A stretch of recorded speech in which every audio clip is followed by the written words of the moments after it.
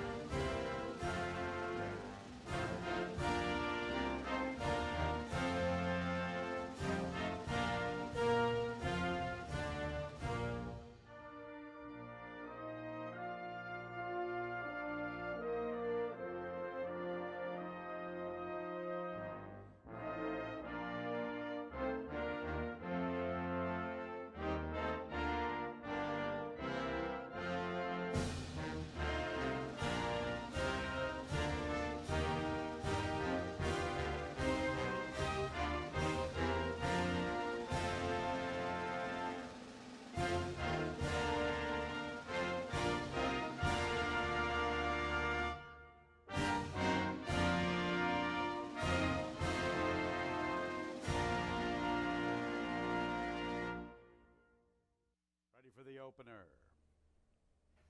And there they go.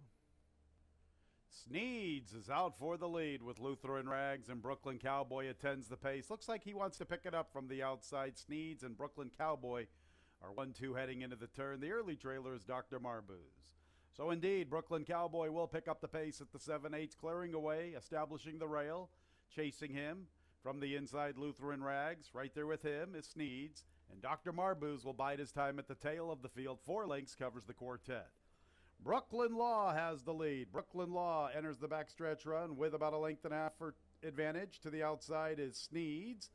And Lutheran Rags third from the rail. Dr. Marbuz still at the back. Still about 4 lengths from first to last. Brooklyn Law with Jose Baez calling the shots. Length and a half.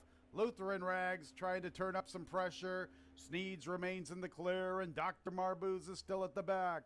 24 2/5, 49 1/5, and it's Brooklyn Law with the lead heading into the turn. Dr. Marbuz is making a bid to the outside, and there's Sneeds. Now Sneeds is into second, Dr. Marbuz third. Lutheran Rags is back to fourth. Brooklyn Law has the lead, and Sneeds is being pushed on, trying to confront Brooklyn Law. Brooklyn Law, Sneeds to the outside, and Dr. Marbuz chases them from third, and Lutheran Rags is relegated to the rear, and it's Brooklyn Law who has the lead. Brooklyn Law under Jose Baez, tough at the 8th pole. Jose sent Brooklyn Law to the front heading into the first turn, and he has not relinquished the top spot. Sneeds is trying to wear him down to the outside. Brooklyn Law and Sneeds. Brooklyn Law in the opener. From Sneeds, Dr. Marbuz changes race 2. Race 2 is in 26 minutes at 1:41.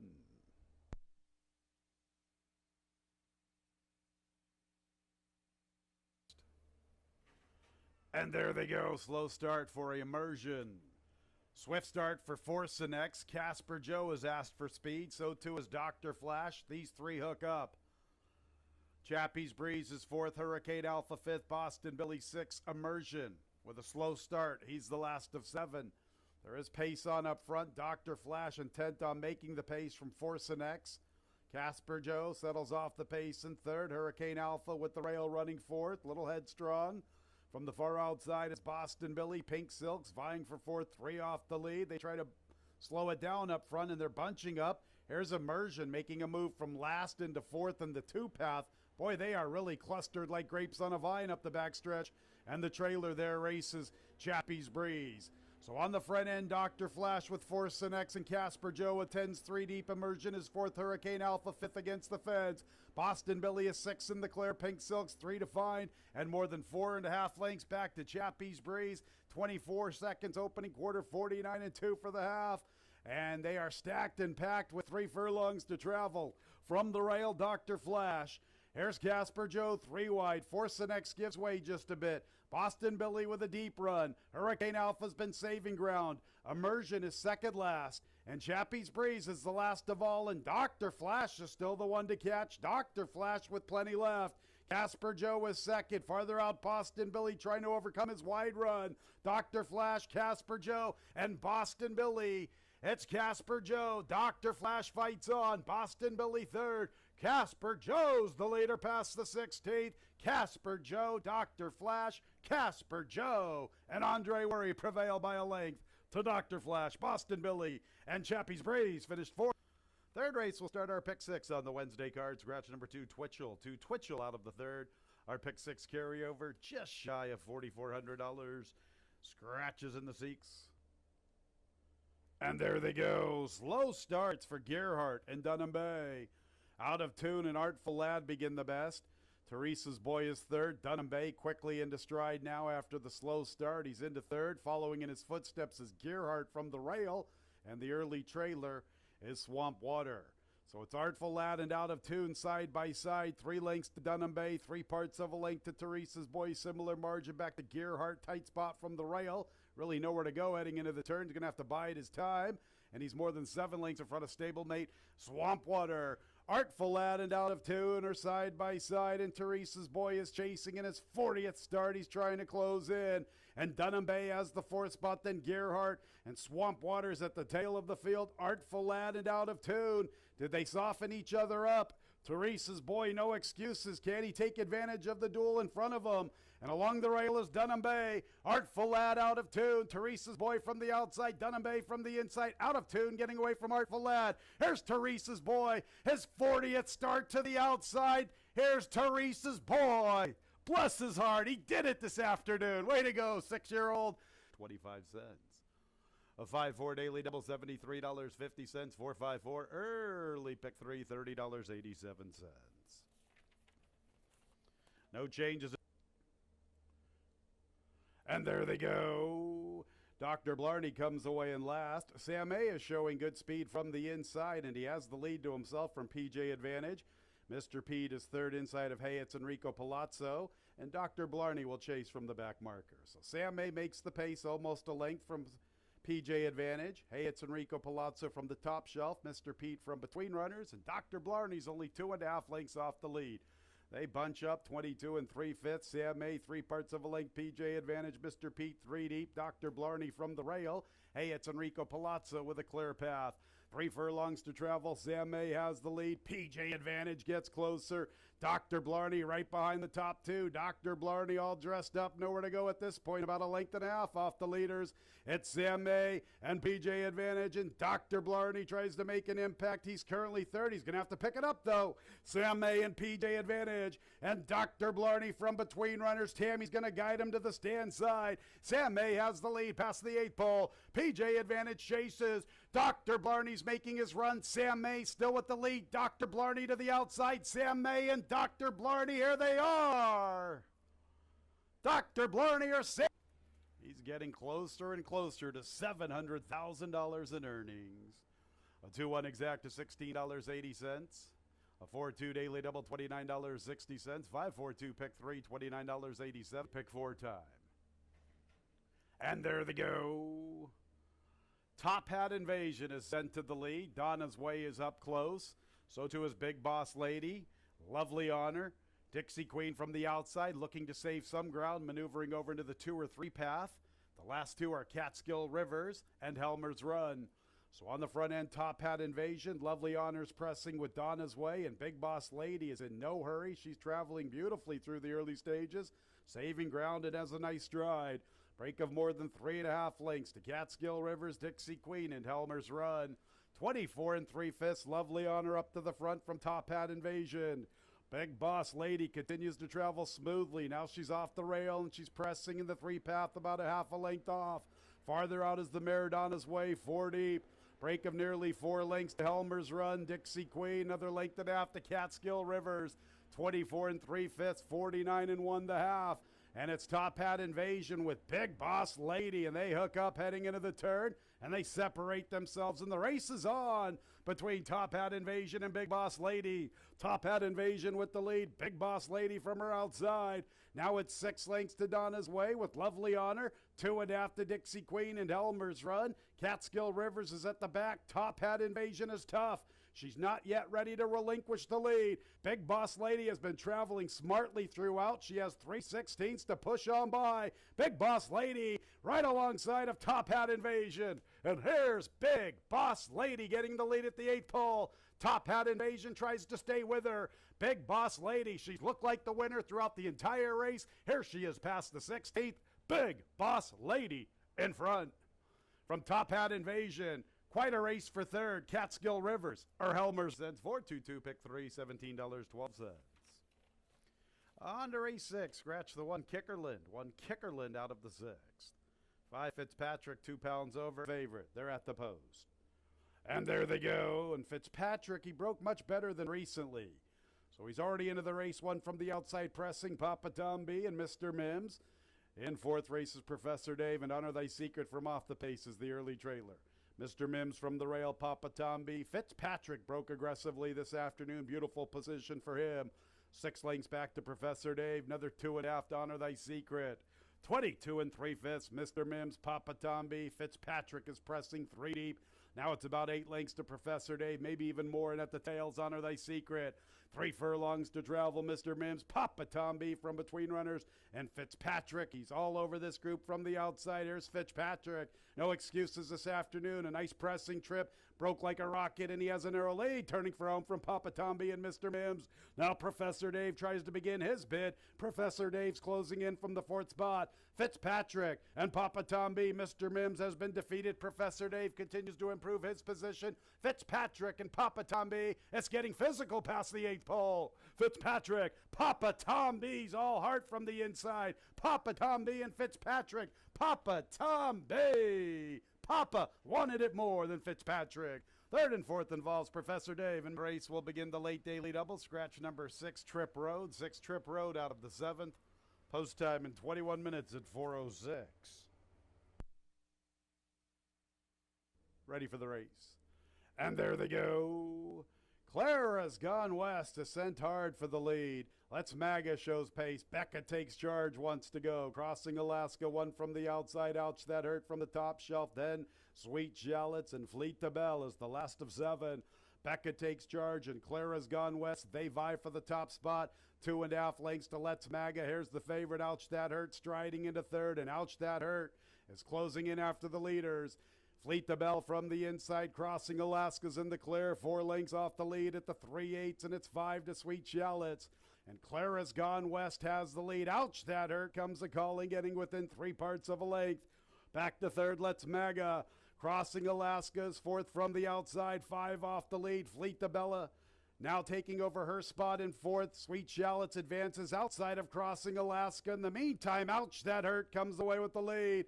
And Let's Maga goes with her. And Fleet the Bell tries to begin a bit after the top 2. She has some momentum at the 8th pole. And here comes Fleet the Bell trying to come and get Ouch That Hurt. Ouch That Hurt has the lead. She has kicked clear from Let's Maga. Fleet the Bell with a late charge to the outside. Ouch That Hurt. Ouch That Hurt back to back for Oscar Gomez and Paul Barrow. Oscar Gomez. Winner was bred in New York by Hidden Lake Farm LLC. One more race to go on the Wednesday card, our nightcap, the 8 gate, ready for the nightcap. And there they go. And Canyon of Arrows will make the pace. Sleepy Joe's up close. Here's On Mixed Day being a forward player. Go with Honor, 1 from the outside. Trap the Dream on the stretch out is forwardly positioned, although wide at the 7/8. Bellagio is about 5 lengths from the front, just in front of him. Bellamy's Treasure. Go Cash Go against the fence. Long Shot Book of Delancey's the last of 9. On Mixed Day makes the pace from Canyon of Heroes. Sleepy Joe is 3rd, and Trap the Dream has the 4th spot, 3 off the lead. Length it out to Bellamy's Treasure. Here's Bellagio, wide entering the backstretch within 4 lengths of the front. Running with him also from his inside. That is Go With Honor. Go Cash Go, second last. Book of Delancey's the last of all. 24 seconds opening quarter. On Mixed Day and Joel Cruz, a length and a half. The Canyon of Heroes. Sleepy Joe's in the clear. Trap the Dream's been a little deep throughout. He's 3 lengths from the front. Go Cash Go advances up the inside. Bellagio's been getting a very wide trip. Bellagio's been deep throughout, and he's 5 lengths off the lead past the 3/8. Bellamy's Treasure backpedals. Book of Delancey from the far outside, and Go With Honor along the inside. It still is On Mixed Day. Calling the shots 2 lengths at the quarter pole. Trap the Dream gets closer. And Bellagio continues to advance. Although wide throughout, Bellagio is still in with a look. And Go Cash Go has decided to get off the fence for the final quarter of a mile. And he's trying to kick it into high gear. So here's Bellagio to the far outside, getting the lead. And Go Cash Go tries to close after him.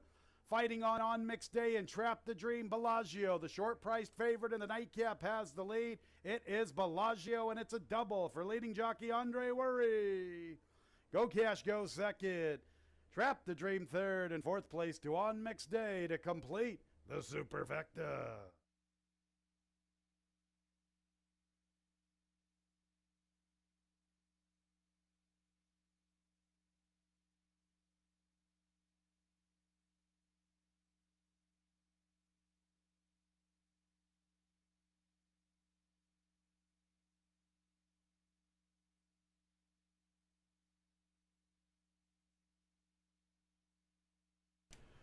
Pleasant good afternoon, ladies and gentlemen. Welcome to Finger Lakes Gaming and Racetrack. Our Monday opener in about 44 minutes. 1:10 is the scheduled post time. 8 races this afternoon, including the New York Oaks, our 7th and featured event. It's the 34th running of the New York Oaks. 3-year-old fillies, New York breds. $75,000 guaranteed. It will start our late daily double. Let's open up our programs. Here are the changes for today's card. No changes in the opener. Race 1 is clear of change. Race 1 will start the early double, the early pick 3, and the early pick 4. It's clear of change. On to the second race. Scratches 2 and 5, Big Ray and number 1 Dylan. 2 Big Ray, 5 number 1 Dylan. Both scratch from race 2. Number 1 Striking Mike, 2 pounds over. Our third race is clear of change. Race 3 will start our Monday pick 6. The carryover is better than $5,300, $5,313.65. Fourth race will start the pick 5, scratch 5 no cents, 5 no cents out of the fourth. Fifth race will begin the late pick 4, it's clear of change. Race 6 will begin the late pick 3, no changes races 5 and 6. Seventh race is the New York Oaks. Unfortunately, we have 3 scratches, 1, 3, and 5. Lauban on a Prayer, Laura's Bellamy, Scott Alaya. 1, 3, and 5 out of the New York Oaks with all the scratches. No show, no trifecta, no superfecta wagering. 6, a bit of Irish sass, new jockey Ray Lou Gutierrez. Ray Lou Gutierrez, new jockey 6, a bit of Irish sass. 4, a life that's good, 1 pound over. Once again, scratches 1, 3, and 5 out of the New York Oaks. No show, no trifecta, no superfecta wagering. 8th race is clear of change. Our Monday nightcap, no changes. Enjoy the races. First post 110, Fast Racetrack. Here's Dave Mattice with his thoughts on today's program.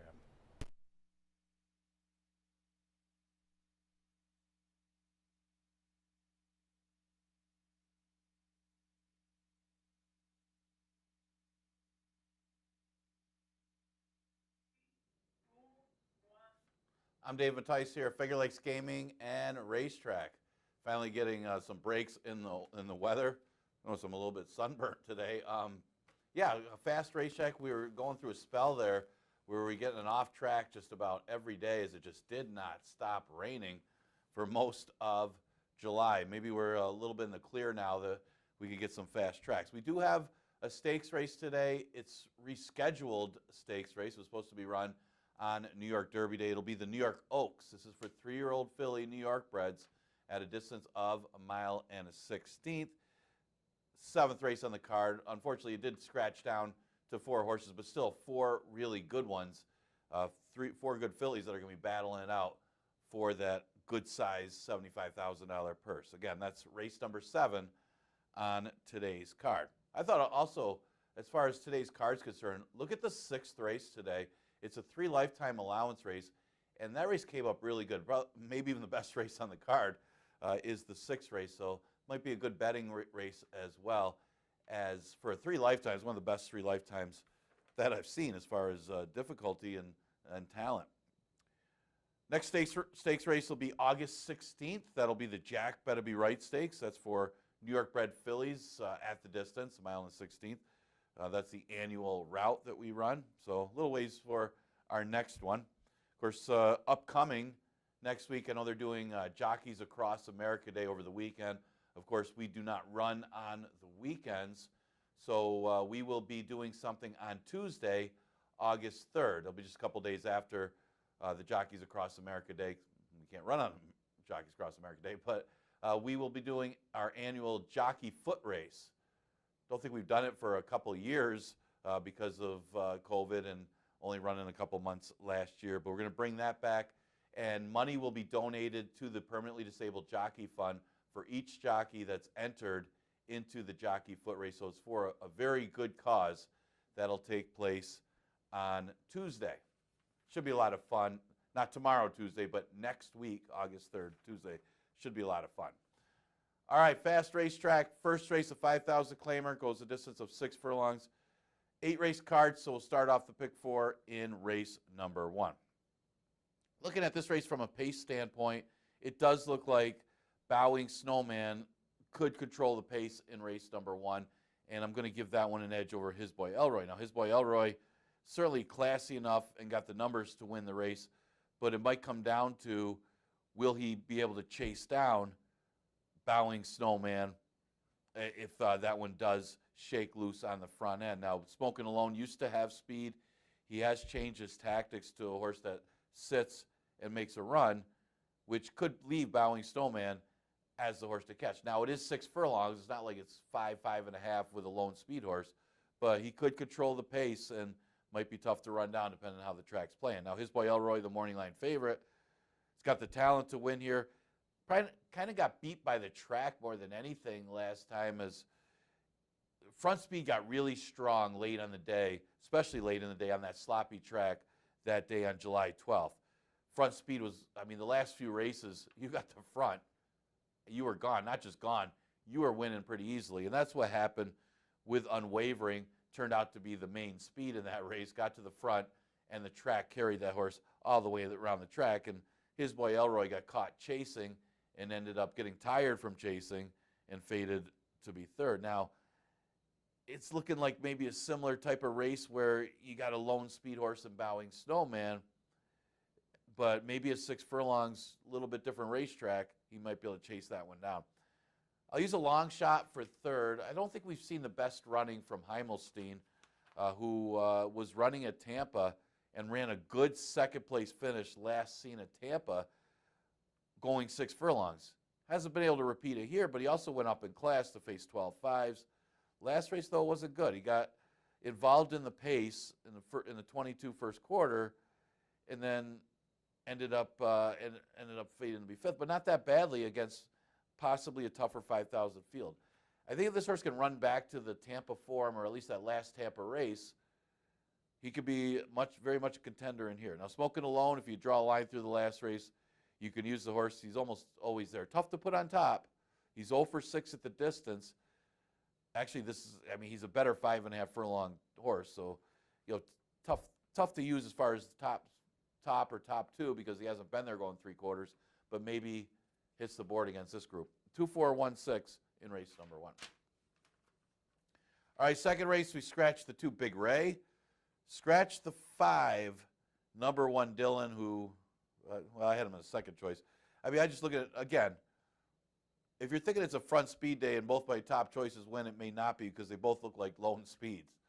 Banyan Breeze is another one. Now, I don't know if he's good enough against these horses. It's a much tougher field than the field he just beat, when you got horses like Invaluable Will and Healy's Hope are much better than the races he comes out of. But it looks like, he's faster than Striking Mike. Striking Mike's been breaking well, getting to the front, but Striking Mike's not that fast. Not as fast as Banyan Breeze anyway, that this horse could get out there and control the pace. Now, it's 3/4. Again, like the first race, is 6 furlongs.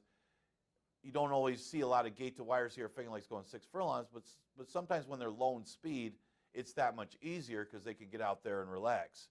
That could be the case for Banyan Breeze, but it is a question whether he's good enough against a quality field, including Invaluable Will, who's better than his last race. This horse is 10-1 morning line in a claimer. This horse is better than that. at least you think. I mean, maybe he's going the wrong direction. He does get a freshening, and he shows the good work since the freshening. His last race, yeah, it wasn't like Invaluable Will's regular race. I mean, maybe he didn't like the track that day, but for him to finish off the board against 12 5s was surprising, and he's back against 11 9s, never won 3. So, I mean, if you could forgive the last race, you could use him here. I mean, this horse has seen nothing but allowance races. He looked like he was going to go on to have a really good career when he was coming off the maiden victory. I don't know. I mean, this horse is capable of a lot better, and maybe the freshening helps. It's just hard to see 10-1 on Invaluable Will against claimers. Healy's Hope I'll use for third. Very well-bred horse by Go Sapper. Back to 6 furlongs. Maybe that's the key for Healy's Hope. He ran decently against 5.5. Maybe the pace beat him last time, where Stone Guitar kind of got away. Was getting tired at the end, and a little bit of a slow start for Healy's Hope. He couldn't make up the ground going 5.5. Well, he's back going 6 furlongs, where I thought he ran dynamite again behind Here Comes the Judge, who kind of got away on the front end. So he's hitting the board. Maybe pace and the racetrack have been beating him the last 2. But my issue today, again, is pace could be an issue, again, if Banyan Breeze is able to control the pace. 4, 3, 6, 7 in race number 2. All right, third race, a 5,000 claimer going a distance of 1.70 miles. Maybe I'm on the River Card, Aquilano and Kevin Navarro bandwagon today, but this drop is too big to ignore for Armando's team. I mean, Beachside was a runaway winner. I don't know where that came from for Beachside. Maybe the horse just got away on the front end, and at 10-1 won like a 2-5 shot, and maybe shouldn't have been that price that day. Well, Brooklyn Law looked pretty good coming back the other day. Dropping to 5, maybe just wasn't his day against allowance horses that day. But dropping to 5,000, let's take last race out of the equation for Armando's team and look at his previous races. Yes, maybe he's a turf horse. Most of those finishes were on the turf. He is unproven on the dirt. But if he can run it all on the dirt here against these horses, he should be okay. I mean, he's 8-1 morning line, and he's got a big class edge on this field. Taking a shot. Again, maybe it's a turf dirt thing. Maybe he doesn't like the surface, and that could be an issue here. Kingfish, I'm going to use for second. Could improve off of that race. First start over the track against 5,000s. He was a big drop down after running against New York competition. I think that was the first start for trainer John Grabowski this year. But I expect better. I mean, can you make an excuse for Classy Papa last time? Maybe he could control the pace here, but absolutely no excuse. I mean, Economic Policy is a good horse at the level, but this horse had no excuse not to win in those fractions last time. So it's tough for me to take 7-5, although it could be the same situation where he's low in speed and might be tough to catch. That could be an issue again for Lightning Rob, who ran a great race last time, closing ground to beat a pretty good one last time at 5,000 anyway, and that was with the drop in class, so he would be no surprise in here either, but it all depends on the pace as well for Lightning Rob. Plus, it's a much tougher field than last time. 6-2-1-3 for me in the third. All right, fourth race. Remember, third race starts the pick 6, a little over $5,000 for the carryover, that jackpot carryover for the pick 6. Remember, that's a 20-cent minimum wager. You have to have that one unique ticket to take down the whole pool. I know it doesn't seem like a big carryover, but if you hit that unique ticket with the money in today's pool, I mean, you could, for a 20-cent wager, you could win $7,000, $8,000. It's not too bad. Fourth race, scratch the 5, no sense. Yeah, Simba's all trouble, finding his groove lately, winning 2 in a row, and now drops off of the win. I mean, it's almost like he keeps dropping. He won against maiden special weights, aggressively placed against 2 lifetime 75s, and now faces the 3 lifetime at the 5,000 level. Normally, you see the horses do the opposite. They win the maiden, they might go up and then up in class. This one's kind of going the opposite direction, but it's working. Aggressively placed and looks like a horse that could win another one, basically dropping off of a 2 lifetime win to the 5,000 3 lifetime. With a scratch and no sense, I thought Old Man Winter might be the best shot to beat the favorite in here. Broke his maiden, or 1 to 2 lifetime against the 5,000s, but seems to be a better horse this year.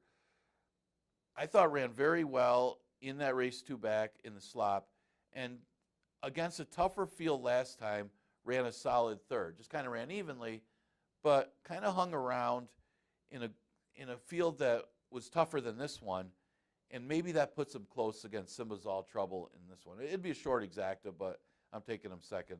Already mentioned Unwavering in the earlier race. He did take advantage of an off track that was really favoring speed, and it's not like he's that fast early, but there was no speed in the race, and he had the rail.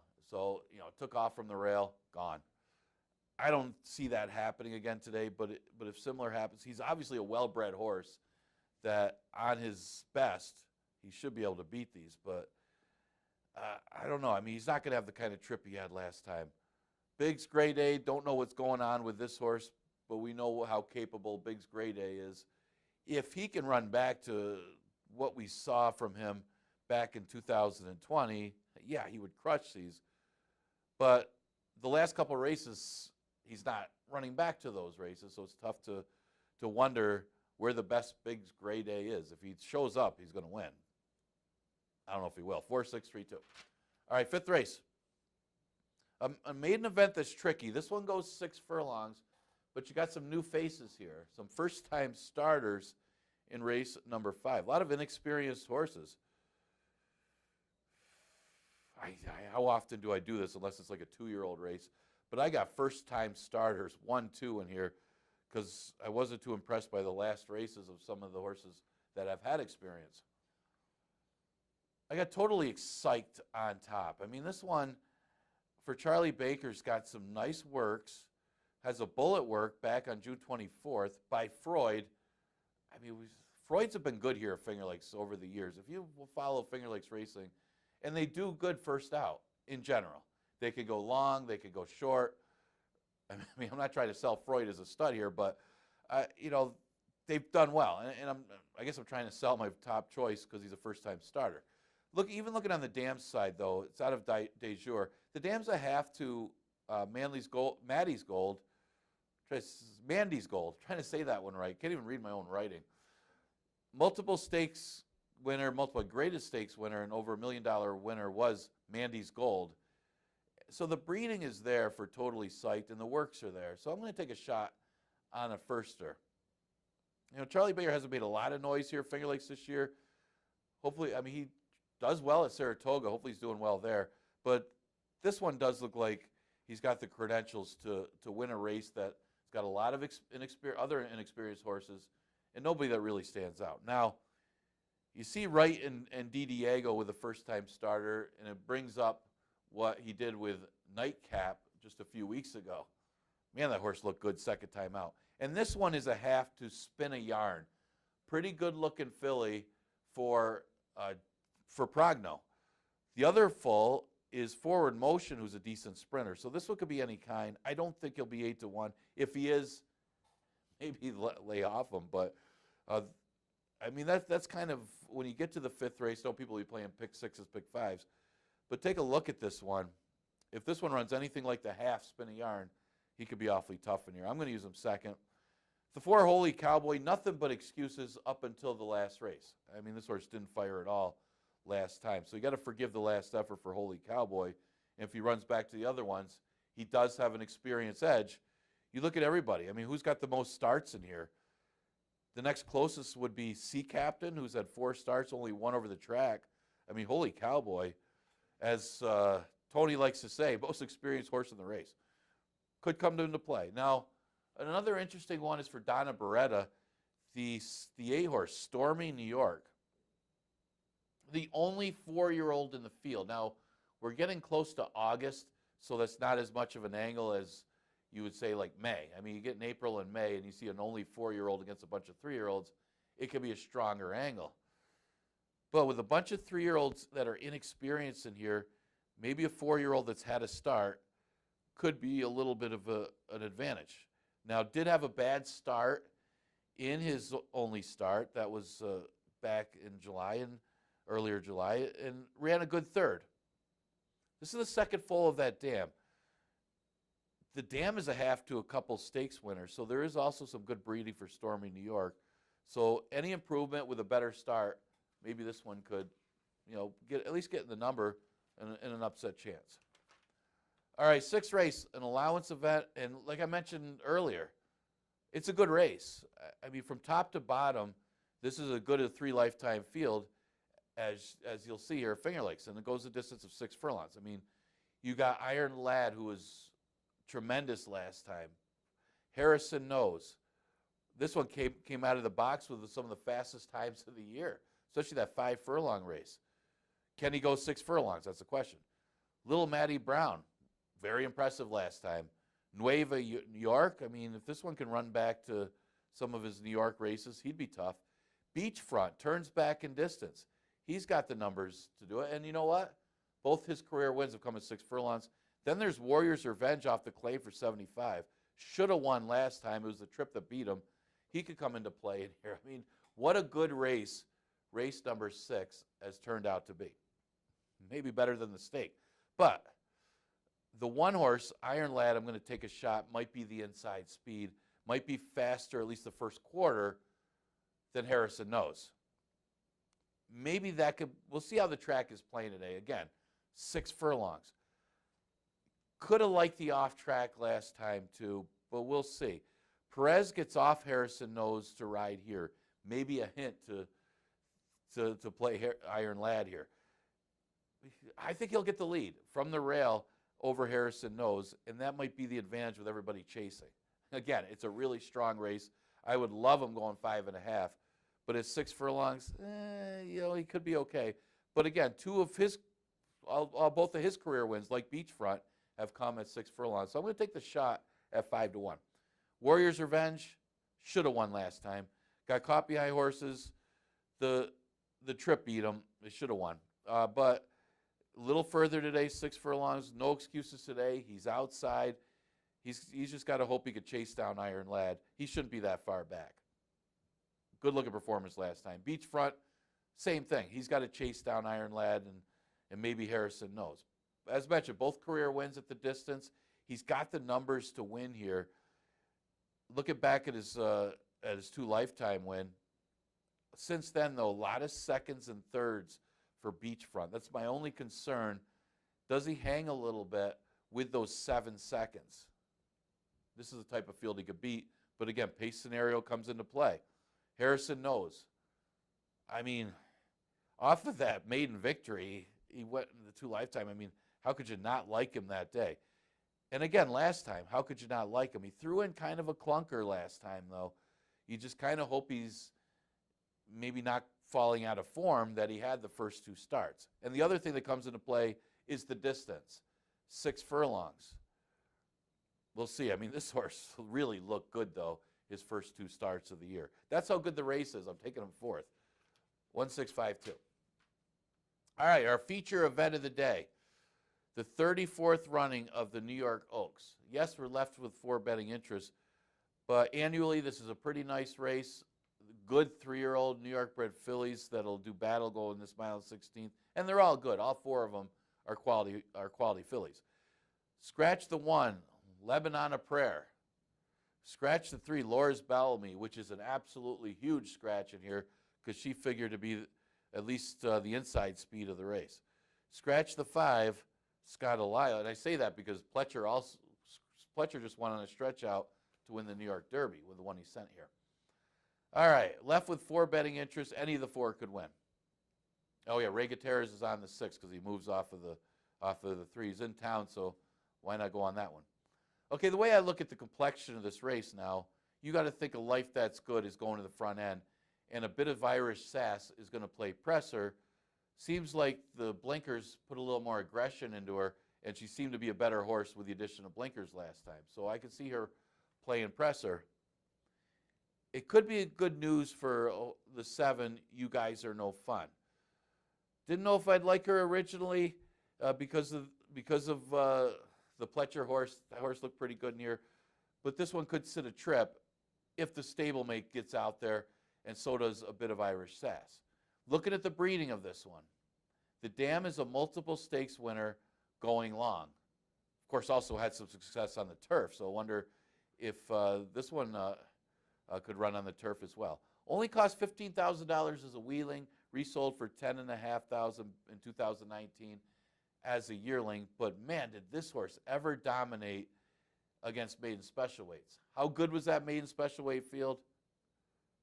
I don't know. This was a lot better than the field she was up against. So she'll be a little class tested today with these three other rivals.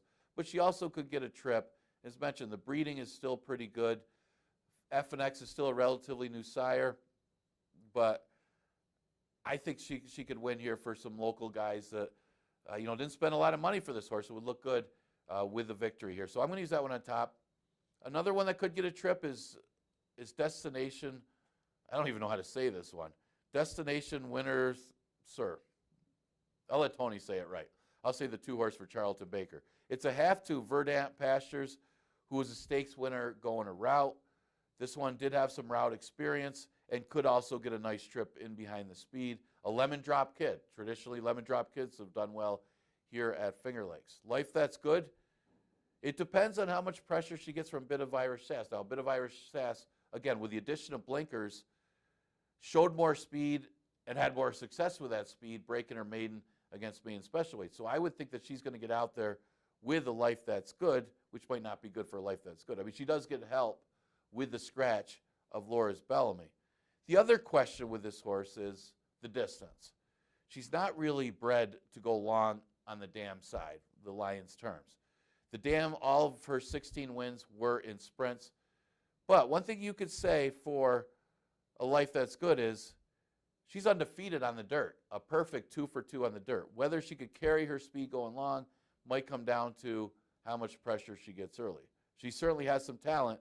She already won the Niagara Stakes, and she had to wear down a pretty good one in that race. So the extra distance, a question, we'll see. I'm going with a 7-2-4, and I'm not saying a Bit of Irish Sass is out of it either. She's a strong play as well. How good is the improvement with the addition of blinkers last time? 4 betting interests, but a competitive 4 in our feature event, the New York Oaks. All right, let's look at the last 9 winners of race of 2020-2021. Goes the distance of 5.5 furlongs. Like Leap to Glory last time, a huge drop down in 5-star bunt. Double-digit loser, though, in his last race, which was his first start off the layoff. Did he need the race? Well, it's not a good sign that he's dropping to the bottom off of that race, but he might still be just so much better than these 5,000 claimers. Has a win at the distance, going with him on top. Leap to Glory, he dropped last time, got bet down to be favorite, and got beat by a pretty soft field. So a little disappointed. Was it the off track? Was it the pace? I mean, Rocky River got away on the front end of the track that was probably favoring that kind of running style. One thing you say about Leap to Glory is he is 0 for 7 on an off track. He should get a fast racetrack today, and maybe that was part of the issue last time. But he's a classier horse. Zababa, the same thing. I mean, he's out of the Rocky River race. Maybe he needed the race coming off the layoff since October. He's faced tougher in the past as well. So yeah, horses with a little back class, 1, 2, 3 in race number 8. I'll throw in a 20-1 morning line shot. How about this one at 20-1? Can't we all get along? Maybe this one needed a race last time. Got off a step slow. Again, the pace didn't come back. He's a late runner, so he's got to hope for a little pace up front to come back to him. Got a race under his belt. Maybe he could get in the number, the big number, for trainer Brooke Ficarello. What a bomb that would be if that one could get up to get the victory. Well, those are my picks for today. Again, got a couple good races. The 6th race, got that good allowance race. Got our stakes event, the New York Oaks, in race number 7.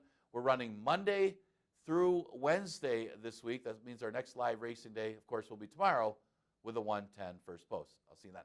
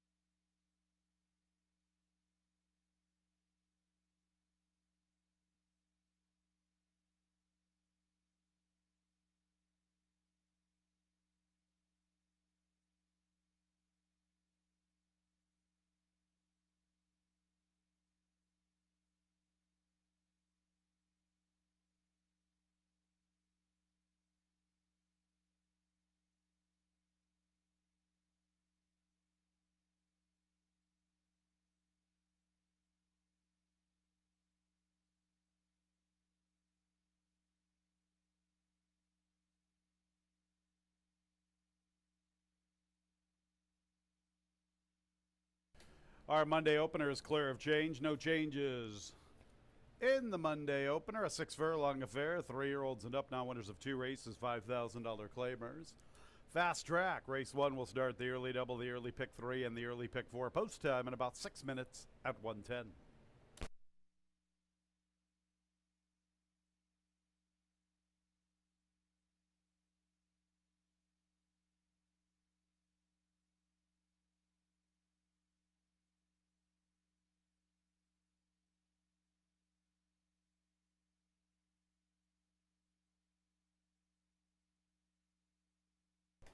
Here's the field. Number 1 is Himmelstein with jockey Henry Hernandez.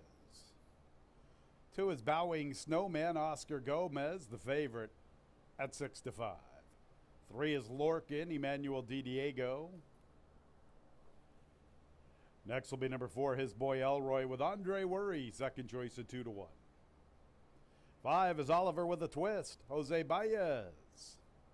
And 6 is Smokin' Alone with Nazario Alvarado. Post time in 5 minutes.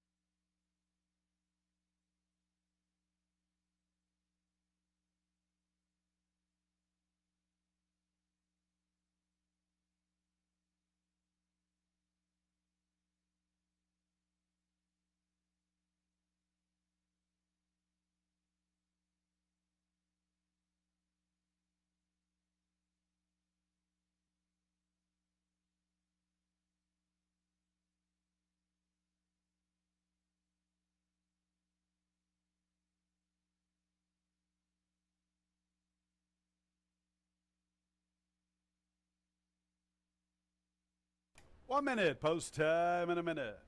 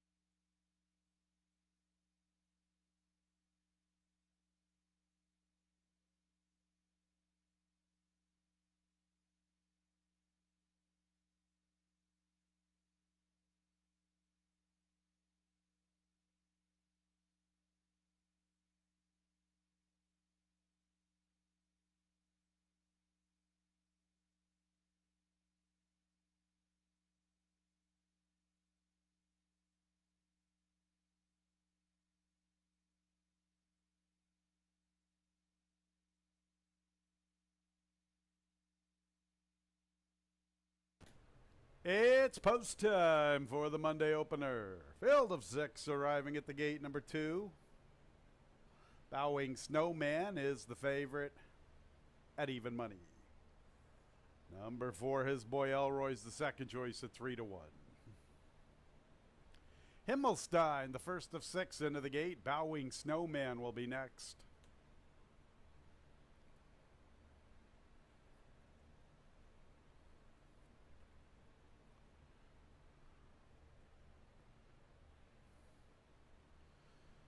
Slight hesitation from the favorite. Now he secures his spot. There's Lorkin. His Boy Elroy, the second choice. And 2 to load. Oliver with a twist and Smokin' Alone. Bowing Snowman at 4-5. His Boy Elroy at 3-1. Smokin' Alone, the last of 6. Ready for the opener. And there they go. From the inside, Himmelstein is sent out to the lead, and Lorkin is up close. Bowing Snowman not that quickly away, currently in 4th, vying for 3rd. Smokin' Alone from the far outside, then Oliver with a twist. His Boy Elroy advances against the rail. On the front end, Himmelstein. Lorkin's up close. Bowing Snowman not on the lead this afternoon, vying for 2nd, a length and a half from Himmelstein. His Boy Elroy from the rail. Smokin' Alone with a clear path heading into the turn. 4 lengths off the lead. 2 clear of Oliver with a twist. So it's Himmelstein, the leader at the 3/8. Bowing Snowman gets a little closer. Lorkin is 3 deep. His Boy Elroy's against the fence. Smokin' Alone's under a drive from the 5th position. 5 lengths off the lead. And at the back is Oliver with a twist. Himmelstein has led the entire trip. Himmelstein turns for home with the lead. Bowing Snowman continues to chase him. His Boy Elroy is trying to advance now, switching off the rail in the 2 path. And farther back is Oliver with a twist, but it's all Himmelstein. Himmelstein gives them the slip, opens up. Himmelstein's powerful this afternoon. He's 9-1 on the board. Himmelstein gate to wire from Bowing Snowman. His Boy Elroy and Smokin' Alone 4th.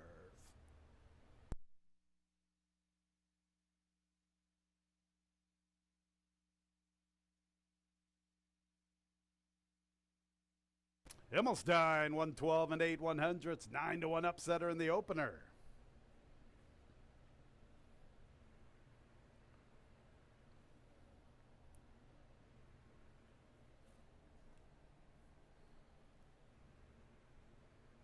Popped the starting gate from the inside, led throughout, opened up.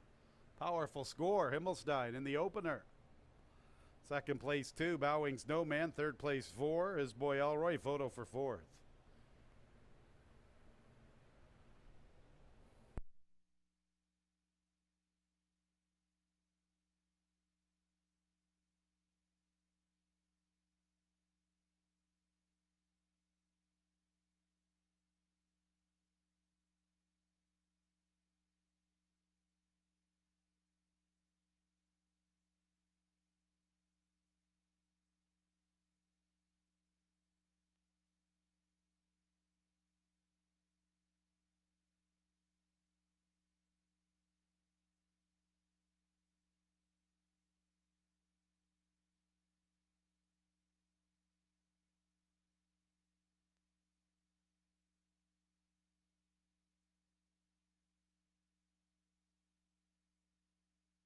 Fourth place, number 6, Smokin' Alone, Himmelstein. He enters the winner's circle, a 4-year-old bay gelding by Adios Charlie out of the Dam Zorba. Owned by Windy Lee Farm, winning trainer John Buckley, winning jockey is Harry Hernandez. Florida bred by Tommy Hutton's Dream Stable LLC along with Tom McCrocklin.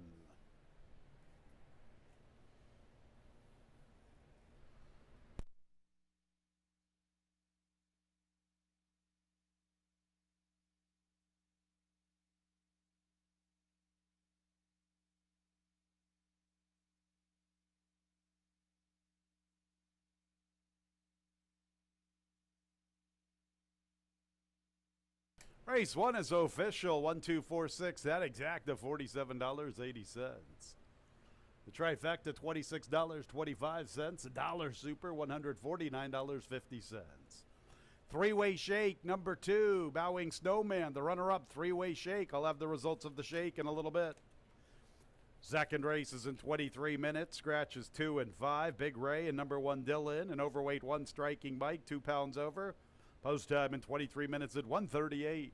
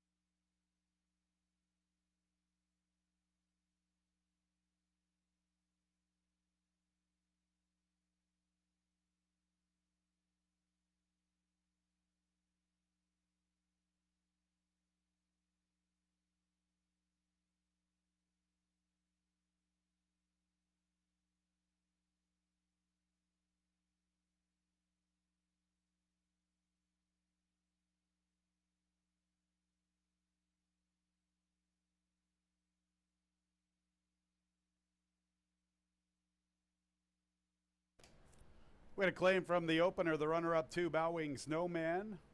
Three-way shake moving to the barn of Thomas Muller.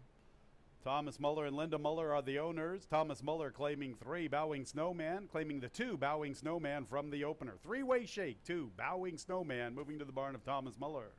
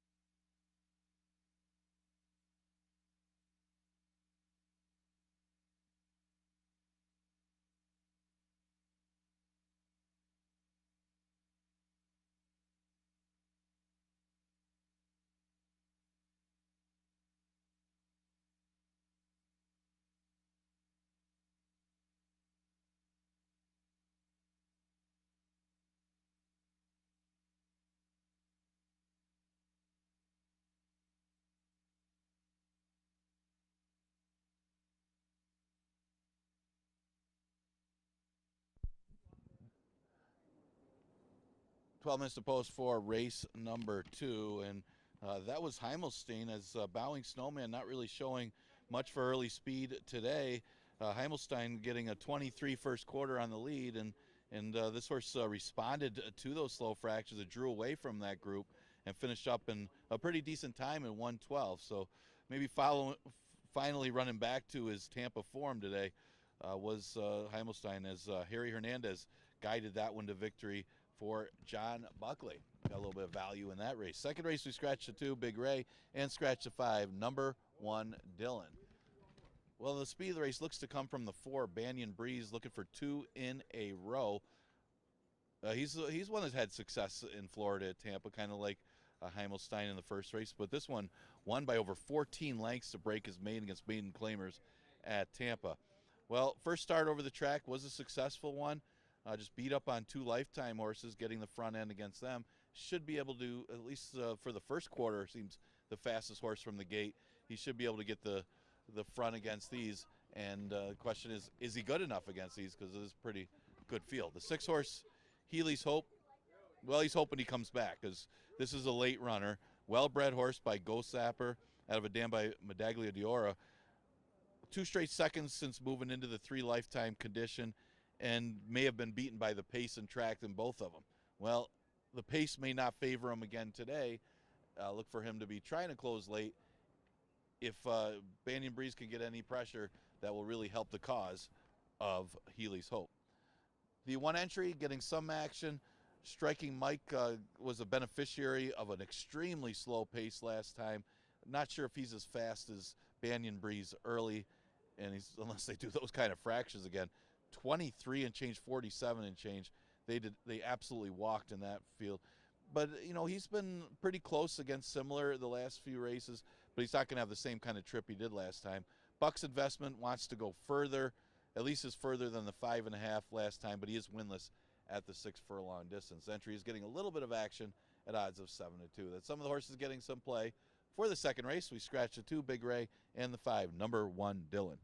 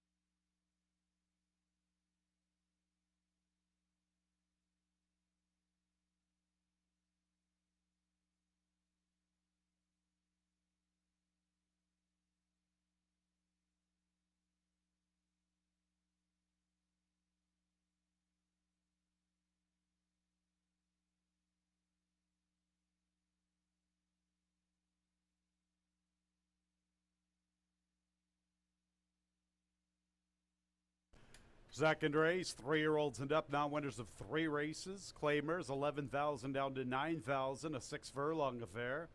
1 striking Mike, 2 pounds over. Couple of scratches, 2 Big Ray and 5 number 1 Dylan. Our second race is in 6 minutes at 1:38.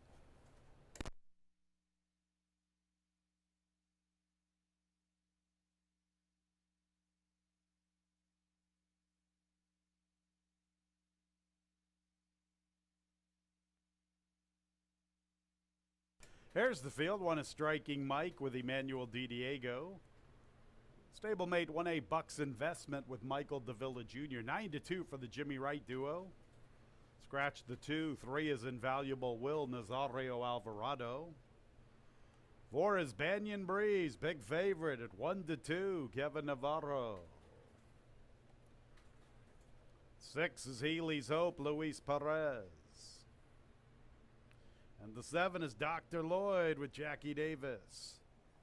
5 minutes until post time.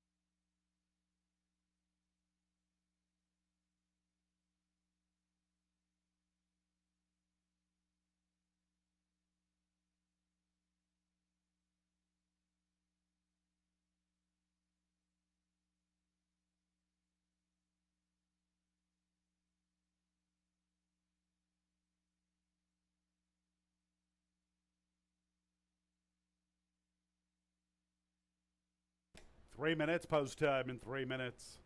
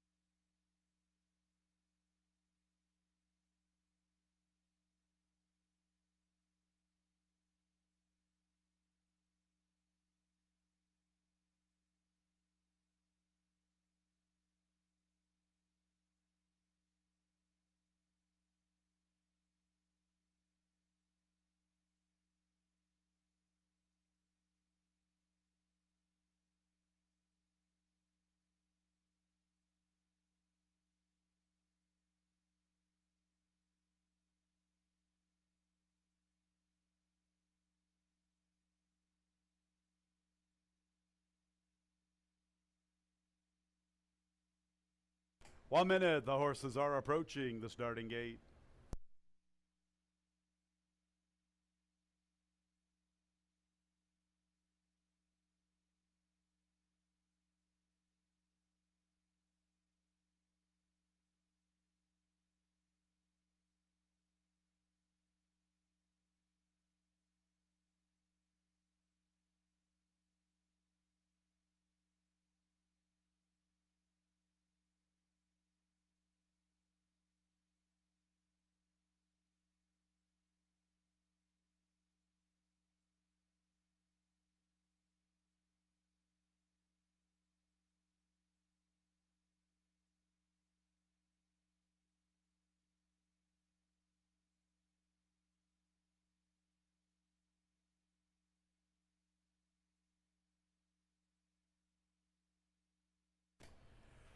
It's post time for the second race. Heavy favorite for Banyan Breeze at 3-5. 5-2, Jimmy Wright's duo, Striking Mike and Buck's Investment. 4-1, Healy's Hope. Field of 6 with 5 wagering interests.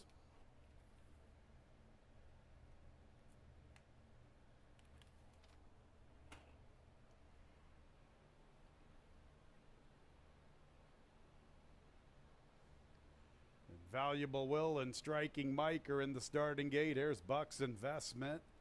There's the big favorite, Banyan Breeze. 2 to load, Healy's Hope and Dr. Lloyd.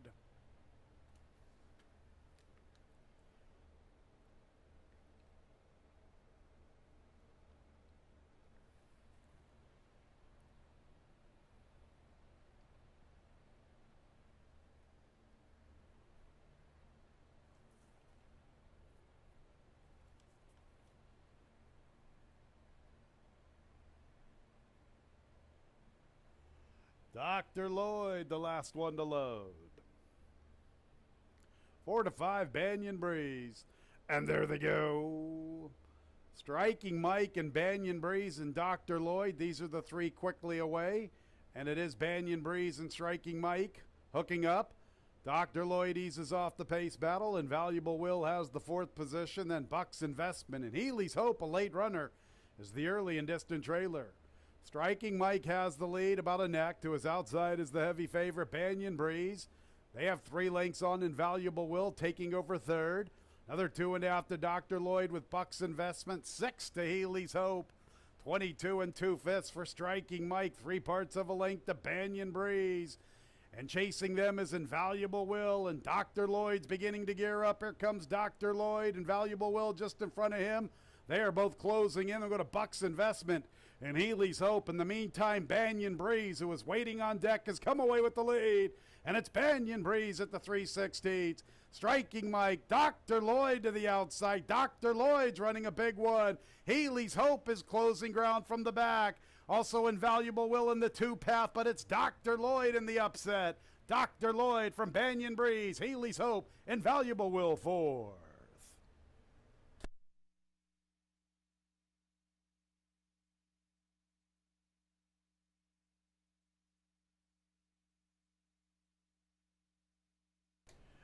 112 and 33/100ths. The photo sign is up on the board.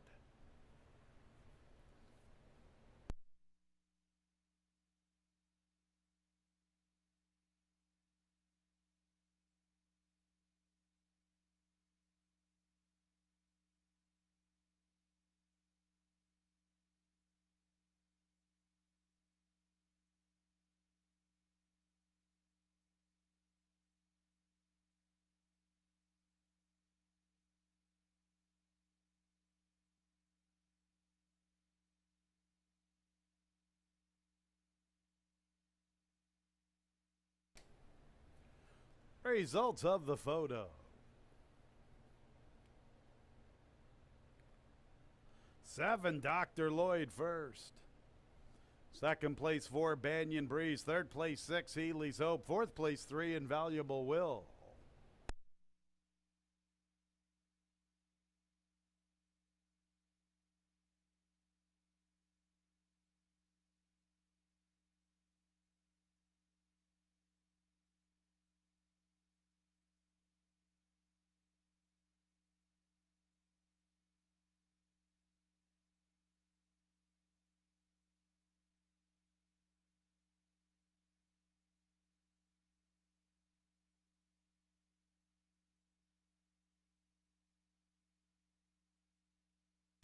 Dr. Lloyd makes his way into the winner's circle.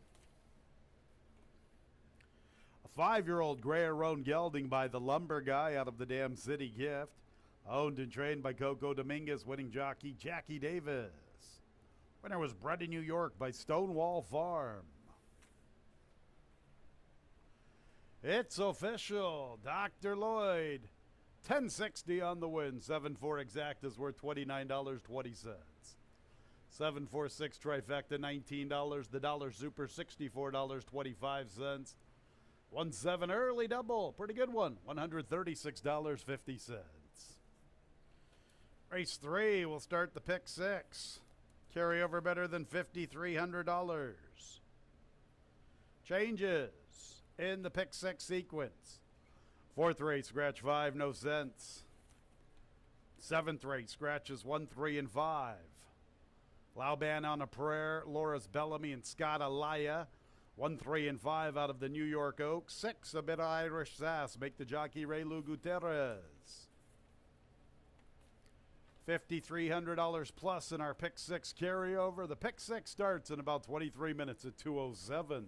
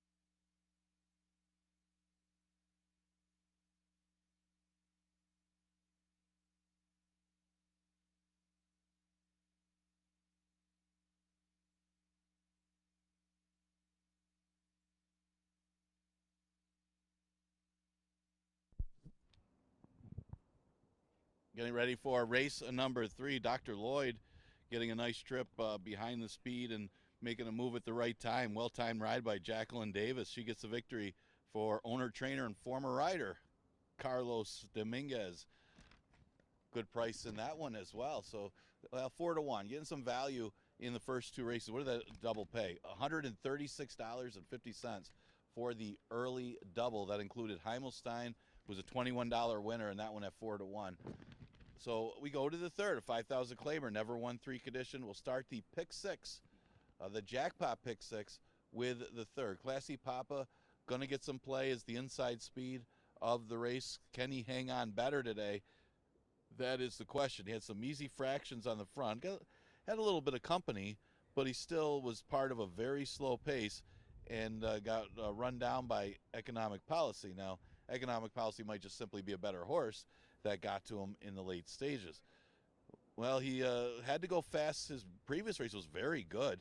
They went 47 and change to the half, pressed the whole way, and he still held on to be second over Economic Policy. So, and I'm not sure why he ran as bad as he did last time, but he's definitely a top 3 threat and should have a tactical edge as the inside speed. The 6-horse is a big drop down, talking about Armando's team, and it's tough to gauge how good this one actually is. Well, it was a runaway winner that won by over 7 lengths. That just shook loose on the front end in that last race, but it was also 3 lifetime allowance horses. You got Brooklyn Law in there who looked good winning the other day. So, maybe just lost interest trying to chase after the speed that didn't back up.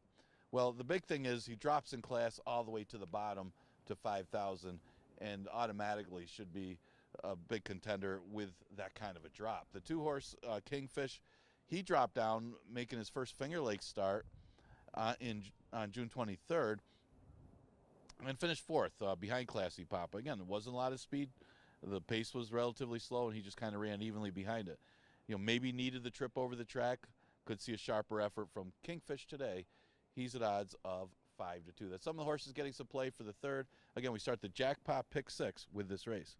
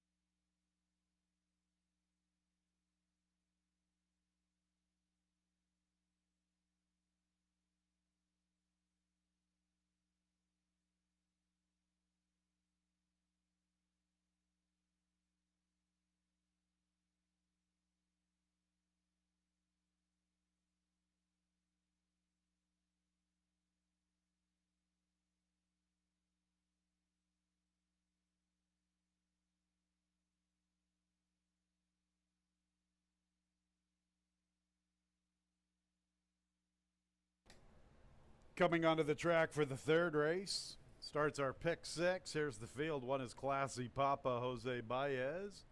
John Buckley and Windy Lee Farm looking for doubles. Second choice at 2-1 on the 2, Kingfish with Oscar Gomez.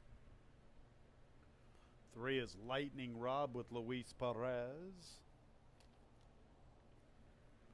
4 is Engineer's Report with Michael Davila Jr. 5 is Everything Possible, Carlos Camillo. And the 6 is Armando's team with Kevin Navarro. He's the favorite at 3-2. 1 mile and 70 yards. 3-year-olds and up now winners of 3 races. $5,000 claimers. No changes. First leg of our Monday pick 6. Carryover better than $5,300. A little bit more than $4,400 in the pool. The pick 6 in 5 minutes at 2:07.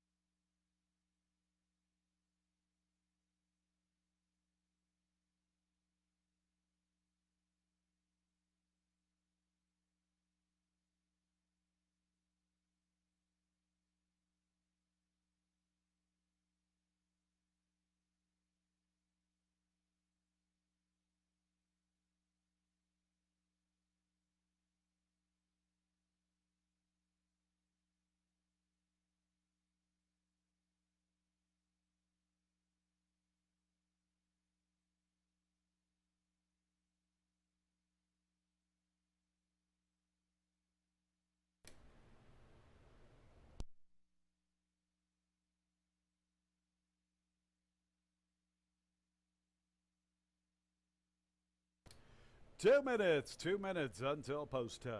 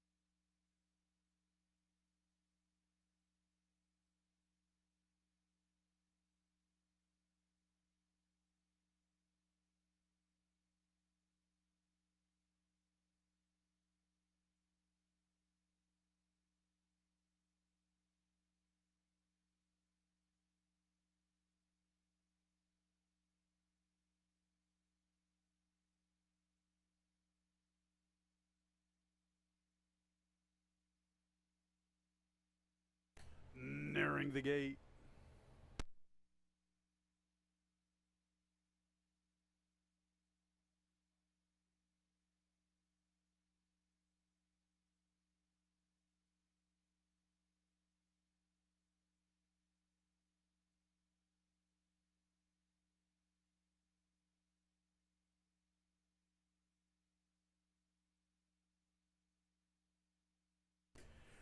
It's post time for the third race, the start of our Monday pick six. Number 6, Armando's team at 8-5. Number 1, Classy Papa, 2-1.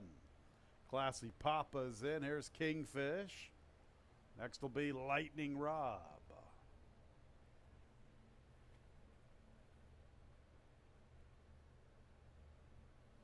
Lightning Rob's the third choice at 7-2. Here's Engineer's Report. 2 to load Everything Possible in the favorite Armando's team. Everything Possible, the big long shot at 28-1. River Card Stables, Armando's team, the favorite to the outside. Ready for the pick six. And there they go. Engineer's Report and Classy Papa are showing good speed. Armando's team comes away running in third. Everything Possible is fourth with Kingfish. And at the back races Lightning Rob. So Classy Papa will pick up the pace from Engineer's Report. Kingfish making a move for third. Armando's team from the outside. Along the rail is Lightning Rob. And at the back of the pack there is Everything Possible. About 4 lengths from first to last. So it is Classy Papa and Jose Baez to the backstretch making the pace. Engineer's Report's up close. Here's Armando's team joining the leader line from the far outside. Along the rail races Lightning Rob. Kingfish has the 5th position. Everything Possible's the last of 6, and he's more than 5 from the front. Classy Papa with 3 immediate pursuers. From the rail, Lightning Rob. Armando's team from the far outside. Engineer's Report from between runners in 4th. Kingfish has the 5th position. 3 to find at the 3/8. And at the back remains Everything Possible. Still Classy Papa calling the shots.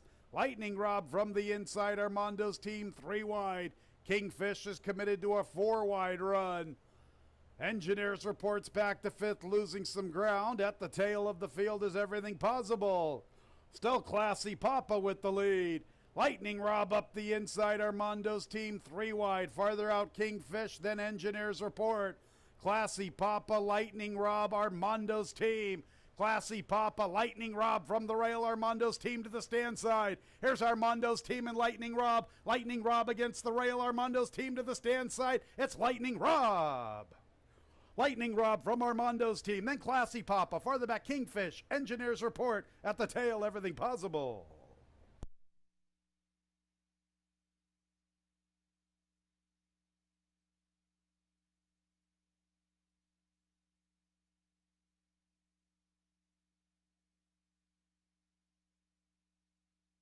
$145 and 10/100ths. The photo sign is up on the board along with the inquiry sign. Stewards want to review the stretch run from the third. Photo for the victory. Inquiry signs up on the board. Hold all tickets.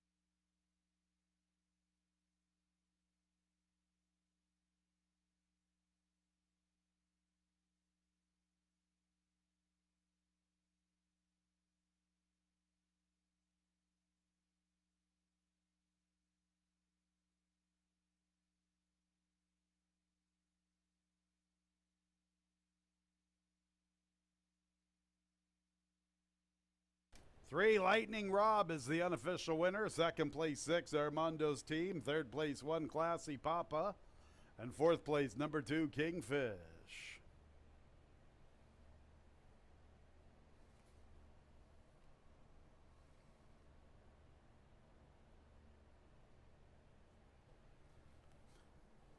Unofficial winner, Lightning Rob. Give him 2 in a row. 4-year-old bay gelding by Bayern out of the dam Maymont.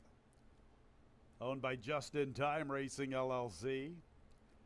Winning trainer is the natural Dylan Clark. Winning jockey is Luis Perez. Lightning Rob was bred in Maryland by Maryland Mare Venture LLC.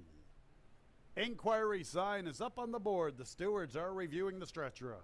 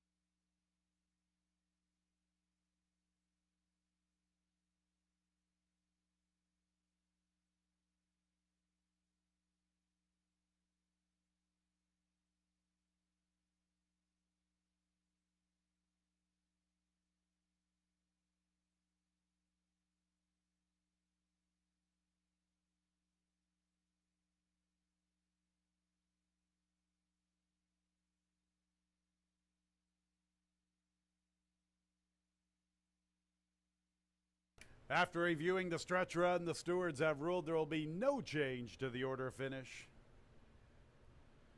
Stewards felt placings were not affected.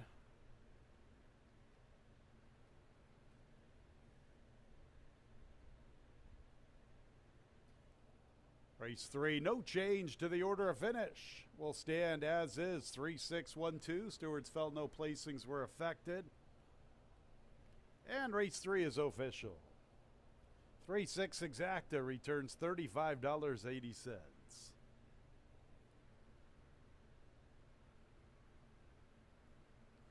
3-6-1 Trifecta, $24.75. A dollar super, $104.75.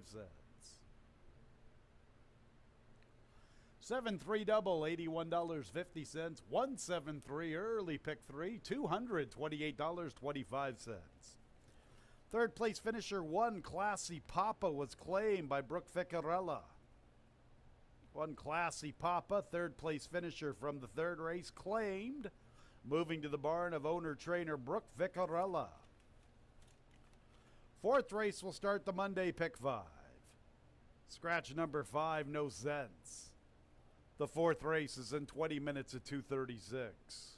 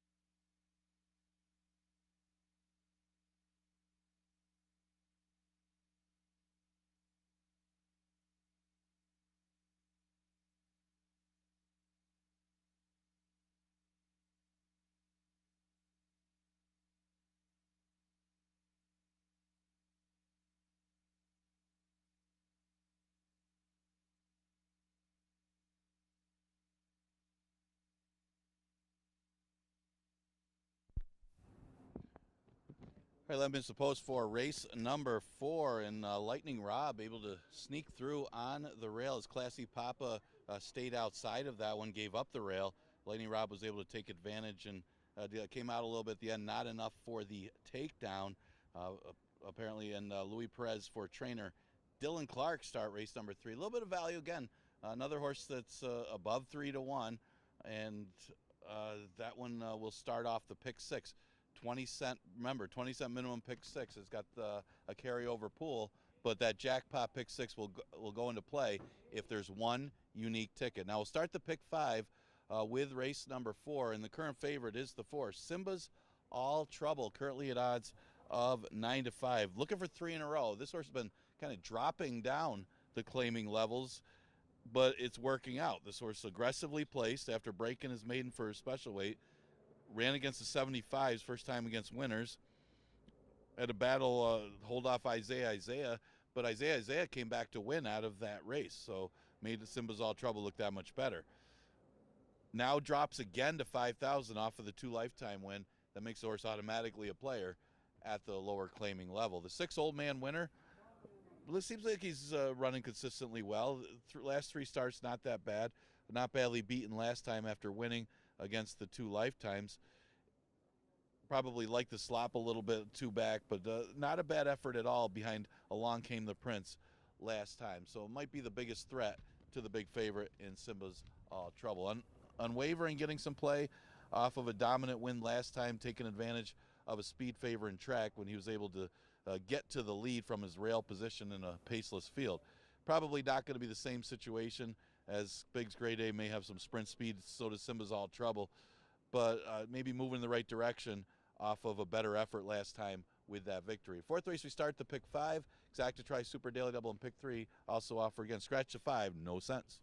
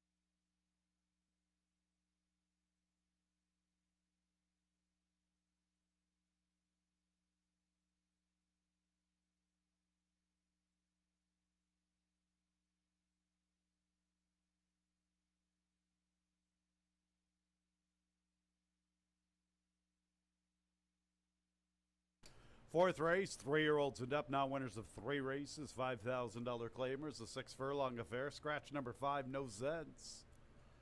Race 4 will begin our Monday pick 5. A little more than 6,500 in the pool. So we are on our way. Could be up near 20 G's when it's all said and done. Our pick 5 in about 6 minutes at 2:36.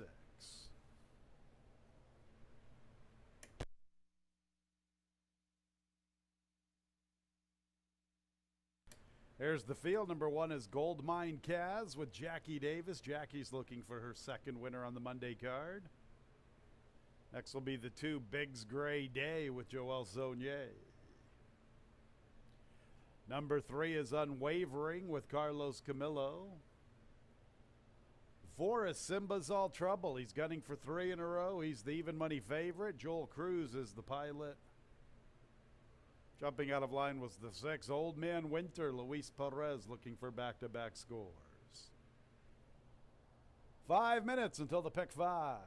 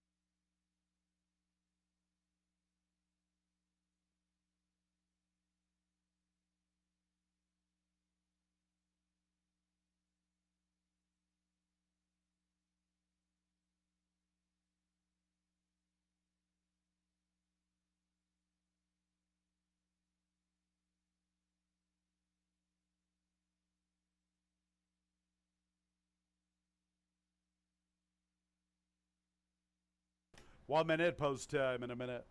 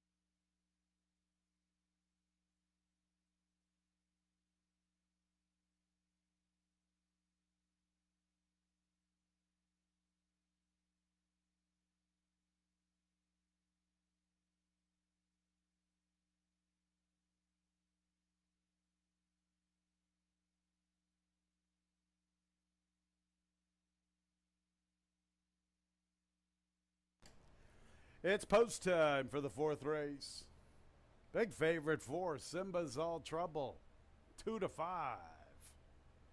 Simba's All Trouble's looking for 3 in a row. He has been aggressively placed by Sugar Rohina. A maiden special weight victory, promptly placed in for 7,500 N2L, then another victory. Now he's in for 5,000. There's Unwavering, looking for 2 in a row, joining a Biggs Grade A and Goldmine Kaz in the gate. The favorite Simba's All Trouble and Old Man Winter, the last of 5. Ready for the pick 5. And there they go. Goldmine Kaz away in last. Simba's All Trouble and Old Man Winter begin the best. Unwavering is asked for speed. He's being sent through along the inside. Unwavering up to the front. Goldmine Kaz is 4th. Biggs Grade A from his outside. Unwavering, aggressively handled. He has the lead by a length to Simba's All Trouble in a beautiful spot. Old Man Winter's 3rd, 2.5 off the pace. Length and a half to Biggs Grade A outside of Goldmine Kaz. 4 lengths covers the group. 22 3/5. Unwavering was asked for speed, and he has it, and he leads by a length to Simba's All Trouble, who stays close and gets even closer now midway through the turn, within a half a length. Old Man Winter, 2.5 to find at the quarter pole. 2.5 to Biggs Grade A and Goldmine Kaz, and here's Simba's All Trouble. Simba's All Trouble puts his nose in front. Unwavering sticks to him. Old Man Winter tries to crash the party to the outside. Goldmine Kaz is 4th from the rail. Biggs Grade A's at the back.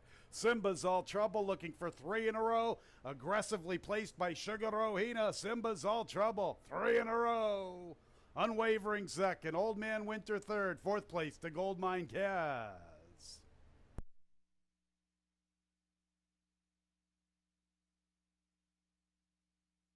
1:12 and 11/100ths the final running time. That's how you do it. Maiden special weight. In for 75, a win. In for 5. Simba's All Trouble at 6 to 5. Covering the 6 furlongs in 1:12 and 11/100ths. For Simba's All Trouble, first on the board. The photo sign is there for 2nd place.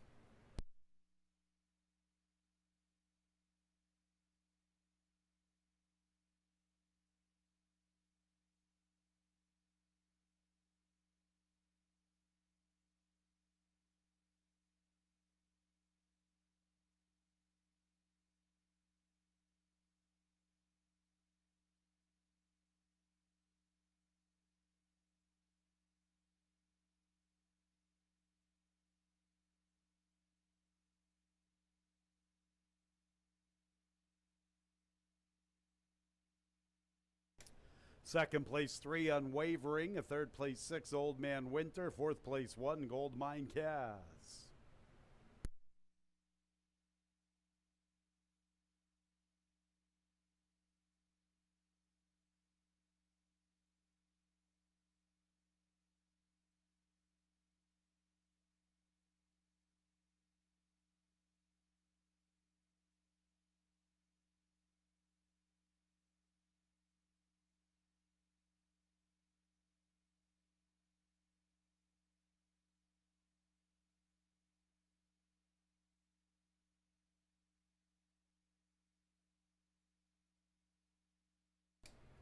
Three in a row, Simba's All Trouble. 5-year-old dark bay or brown gelding by Frost Giant out of the Dam Court of Dreams. Owned by Bernardo Mongol III, winning trainer Sugar Rohina, winning jockey Joel Cruz. New York bred by Rudy Rodriguez and Gumster Stable.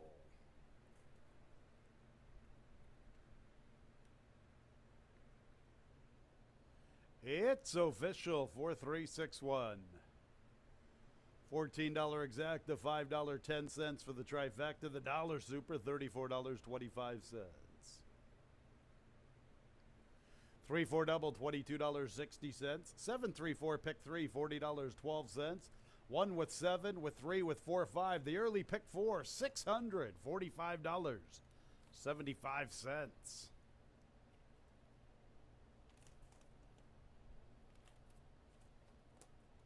It's a big early pick 4, considering Simba's All Trouble was even money. All right, let's go to the fifth race, and we'll start our late pick four. There are no changes in race five. Race five is clear of change, and post time is in 24 minutes at 3:05.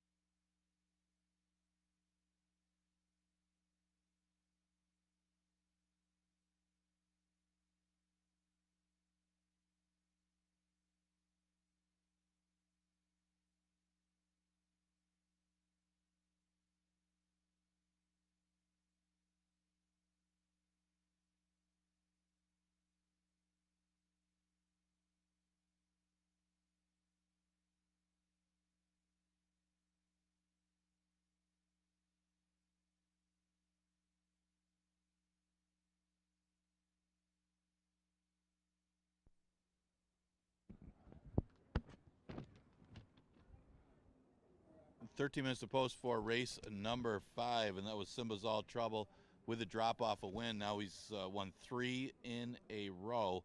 Joel Cruz gets a victory for Rafael Rohina. Now look at the 5th, a maiden event that goes a distance of 6 furlongs. Got a lot of three-quarter races today.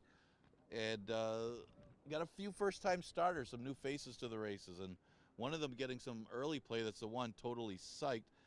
This one out of Miss Mena, that dam is a half to Mandy's Gold, who was a multiple Greatest Stakes winner and won over $1 million during that one's career. So pretty decent bred. It's Freud's aren't bad first time out, and this one's got some good works. So it may flash a little bit early speed from the rail. See if we can carry it 6 furlongs. The 2-horse is Sea Captain. Was moving well late after breaking poorly in that last race, and wasn't that badly beaten. In I don't know if it was a stronger field. See how some of these firsters do, but at odds of 37-1, he certainly ran okay first time encountering the dirt. At least he proved that he could run on the dirt. So with a better start, he could be a factor in here. The 3-horse is a firster, Mo Crazy Blues, that's getting some action at odds of 6-1. This 3-year-old is definitely bred for the route, so surprised that this horse is getting as much play as he is. He could have some talent, though. The siblings, all pretty good routers in this one's family, at least on the dam side. Will debut with Lasix. It does have that good 5 furlong work back on June 25th. Right now, this one at odds of 6-1. The 9-horse Double Vision getting some action, but the full of this one, still a maiden at 0 for 9. So, but another one that's got some decent morning works, does have that outside post. And it's a very questionable race. I mean, you look at the other firster, you got the 5-day at the beach. This one a half to a pretty good one in Spin a Yarn. And that one probably running at Saratoga right now. But kind of cold on the board right now at 15-1. The 6 Sergeant Major, this one out of a dam by Tisnow. That dam cost $75,000 as a 2-year-old. Maybe not the works of some of the other ones, but certainly decently bred as well.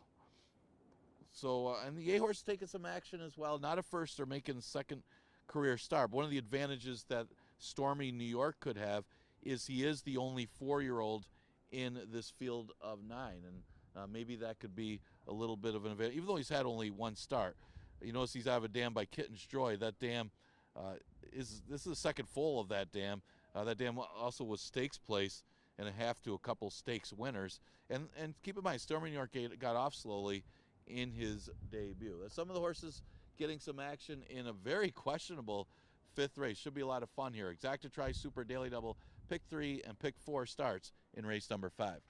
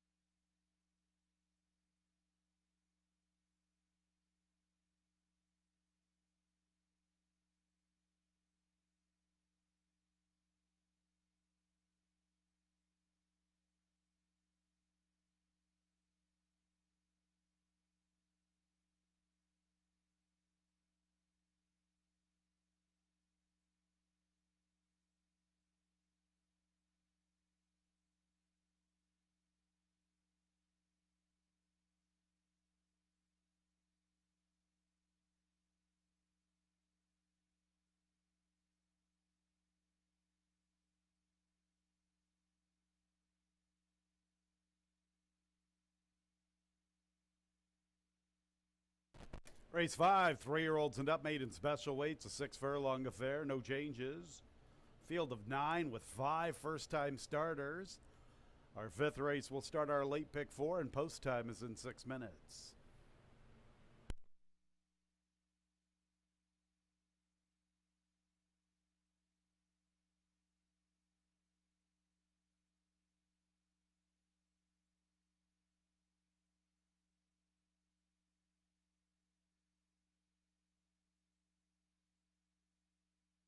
Here's the field. 1 is Totally Psyched, 6-5, Andre Worry. 1 of 5 first-time starters. Here's the 2C Captain with Jose Baez. 3 Mo Crazy Blues, Joel Zonier. Mo Crazy Blues is debuting onto the 4 Holy Cowboy, the most experienced maiden in the 5th race. Nazario Alvarado is the pilot. 5 Day at the Beach, another one of the debuters with Emmanuel Di Diego. 6 is Sergeant Major, also debuting. Harry Hernandez looking for a riding double. John Buckley a training double. 7 is Magic Ears. First start as a 3-year-old, Rudy Ignacio. 8 is Stormy New York with Jeremiah Flores. 9 is Double Vision, one of the debuters with Kevin Navarro. And the 3 jumped out of line, the 5th of the debuters. 3 is Mo Crazy Blues with Joel Sonier. Field of 9, 5 first-time starters. This is the first leg of our late pick 4, and post time is in 4 minutes at 3:05.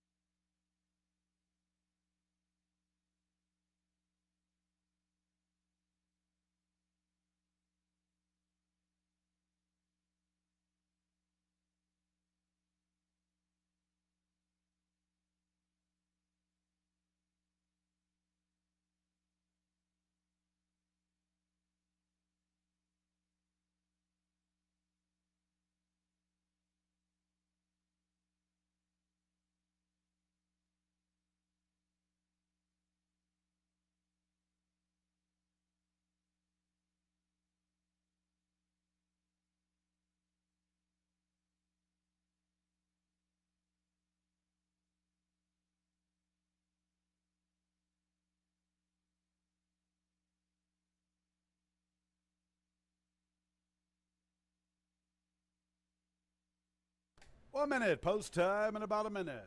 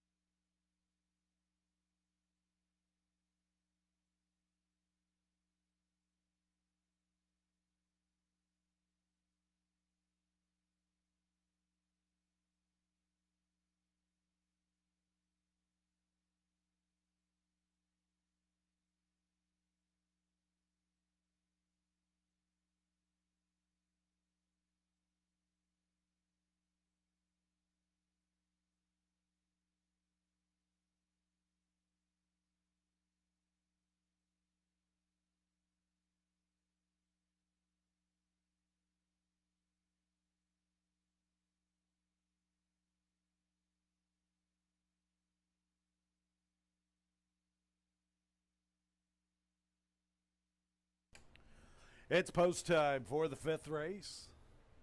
Maiden special weights, field of 9.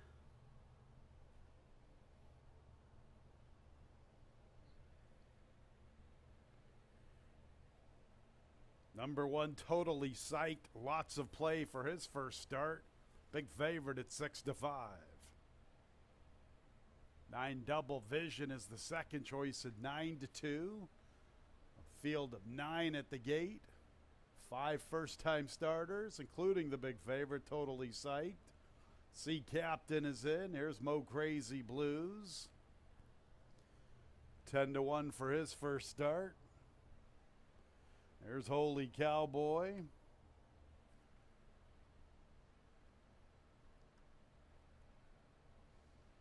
Ninth career start, the most experienced maiden in the 5th race, Holy Cowboy.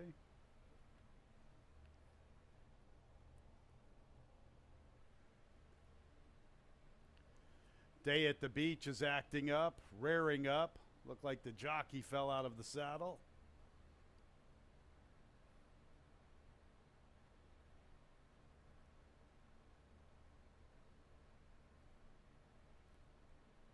Emmanuel Di Diego is out of the saddle. Day at the Beach trying to settle down. Starter Jeff LaRue's in front of his stall at the starting gate. Looks like Day at the Beach is in. Totally Psyched at even money and Double Vision at 5-1. Sergeant Major.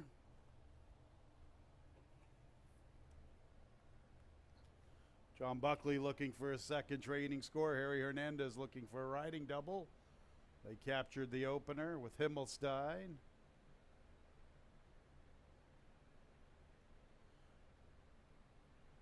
Now Sergeant Major has his stall opened up at the gate.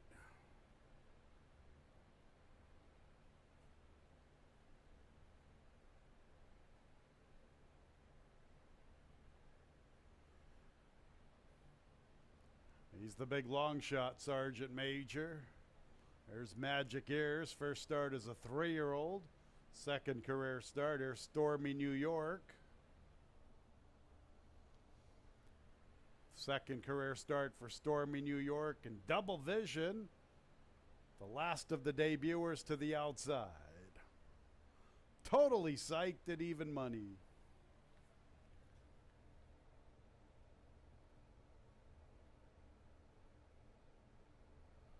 Double Vision acting up just a little bit.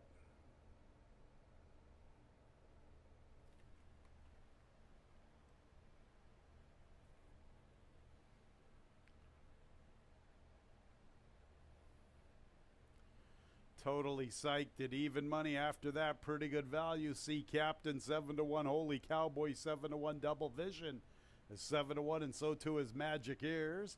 Double Vision, the last of 9 into the starting gate. Ready for action. And there they go, and Totally Psyched caught a quick one from the inside, and Double Vision also quickly away. Stormy New York wants to go. Sergeant Major's up close. Day at the Beach strides into fourth. Totally Psyched fifth, now advancing to fourth. From the rail races, Mo Crazy Blues had to tap on the brakes. Farther out races Magic Ears. Holy Cowboy towards the tail of the field, covering Sea Captain.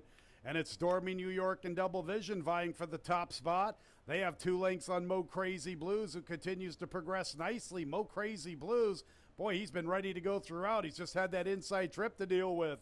Now Magic Ears advances into third. Sergeant Major splits them. Totally Psyched is 5 off the lead. 6th against the fence and Day at the Beach. Sea Captain begins to find his stride, but he has a lot of work to do. Let's say 8 lengths from the front. And at the back is Holy Cowboy. So on the front end, Stormy New York along with Double Vision. And trying to close after them is Totally Psyched. In tight, Mo Crazy Blues. What a trip for him. It's Double Vision. Fighting with him, Stormy New York. Magic Ears is trying to gain ground late to the outside.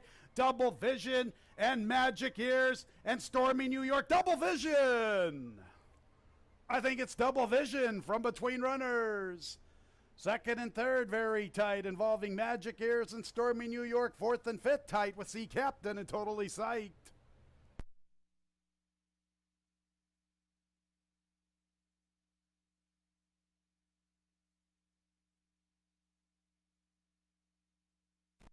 Photo sign is up on the board. A frantic finish. Double Vision and Stormy New York. Magic Ears gaining ground late. 1:12 and 4/5, the unofficial running time.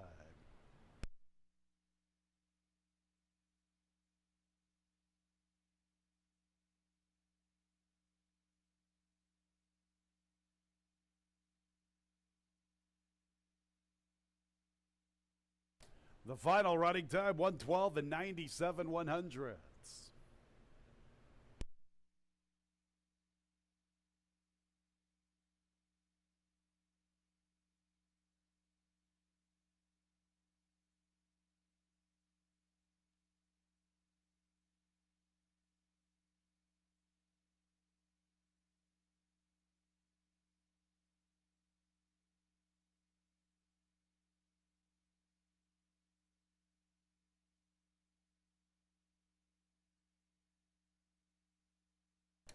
Results of the photo. Number 9, Double Vision first. Second place 8, Stormy New York. Third place 7, Magic Ears. Fourth place 1, Totally Psyched.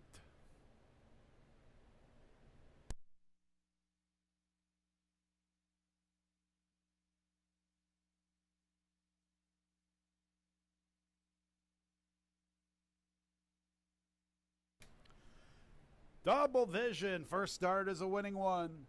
3-year-old dark bear brown gelding by Central Banker out of the dam Eye to Eye. Owned by Seacoast Thoroughbreds of New England. Winning trainer Ralphie D. Ralph D'Alessandro. And the winning jockey is Kevin Navarro. Winner was bred in New York by his owner, Seacoast Thoroughbreds of New England. It's official, 9871 on the board. 98 exacta, $138. 987 trifecta, $247.75. A dollar super, $1,438. 49 double, $81.50. 349 pick 3, $117.50. No changes, race 6. Race 6 will start our late pick 3. Race 6 is in 22 minutes at 3:35.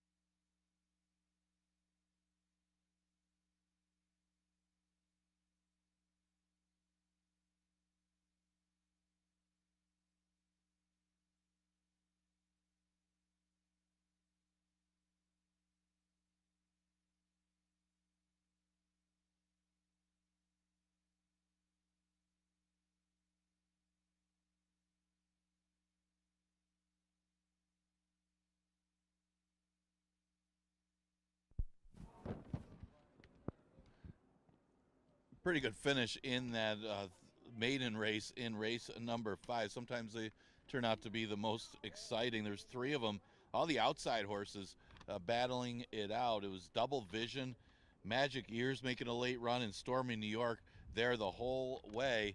And wasn't much separating, but it was Kevin Navarro getting the victory for Ralph D'Alessandro. Got a first-time starter from D'Alessandro to get the victory, $16 winner in race number 5. That should help out pick 5 and pick 6 tickets.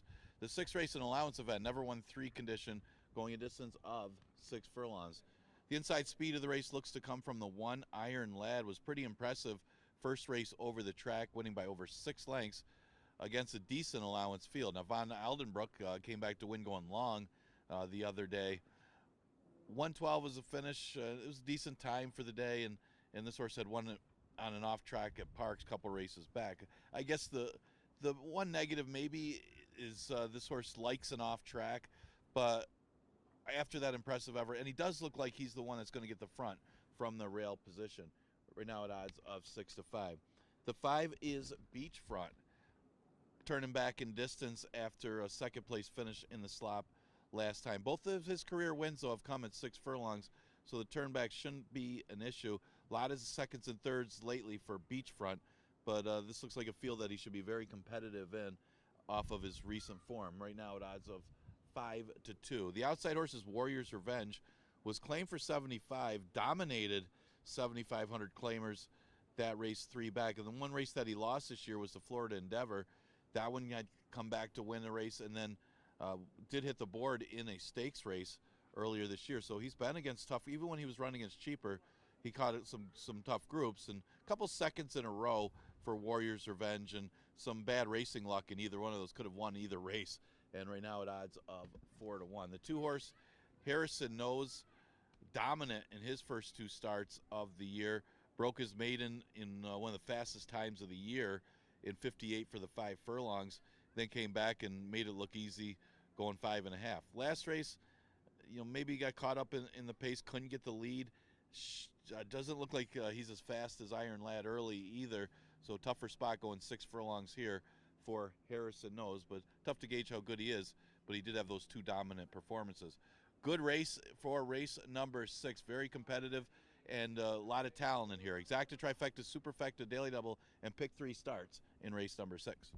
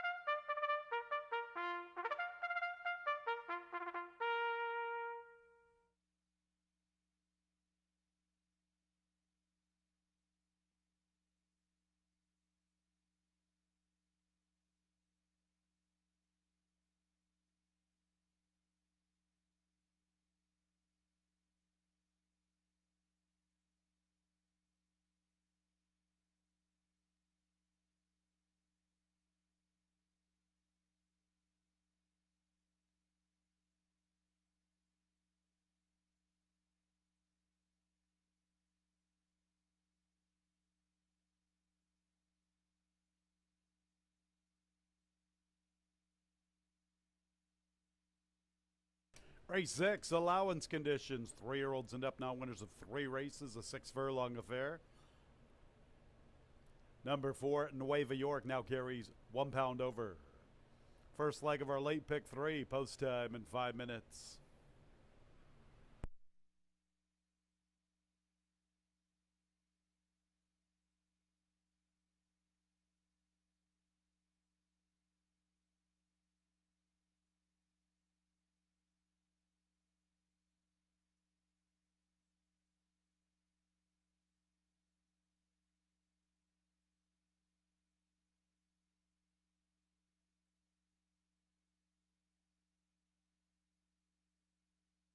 Here's the field. 1 Iron Lad, Luis Perez, 8-5 favorite. Luis Perez looking for a riding double. Iron Lad looking for 2 in a row and 3 out of 4.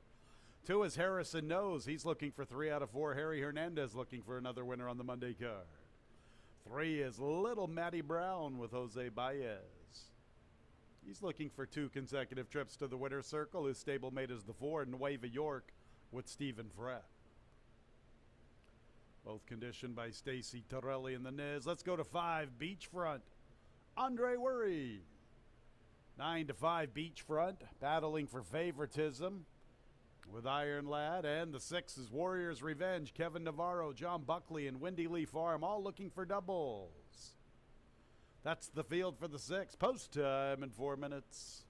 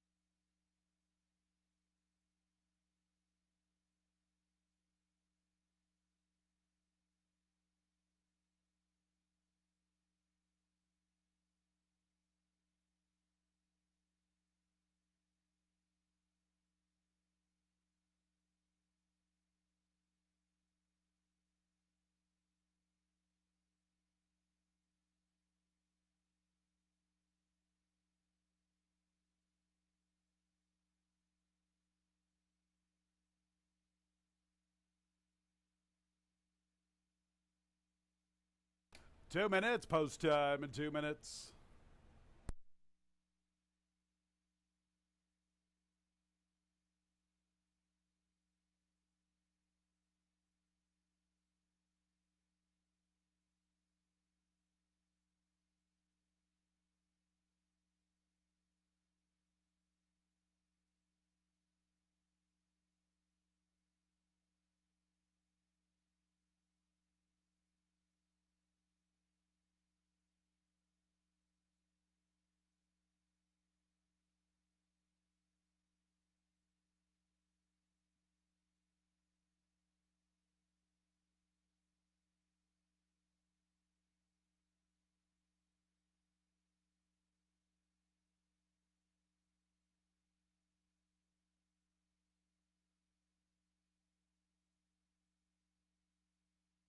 One minute, the horses are approaching the starting gate.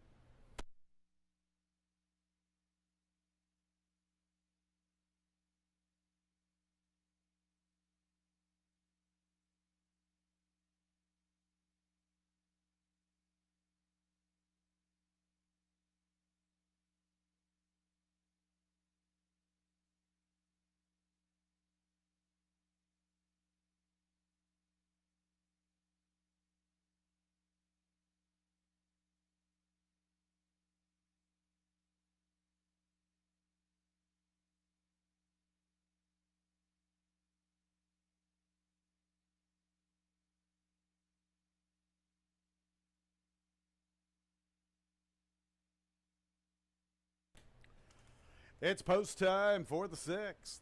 Number 5, Beachfront, is the big favorite at 6-5.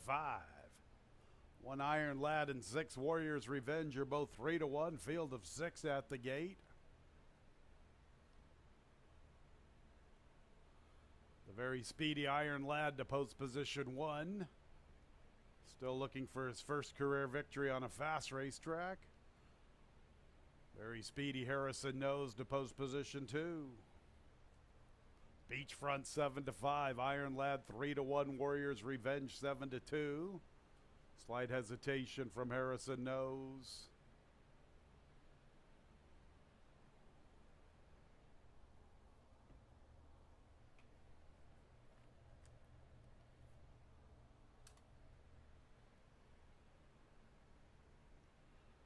Next will be the stablemates, Little Matty Brown and Nueva York.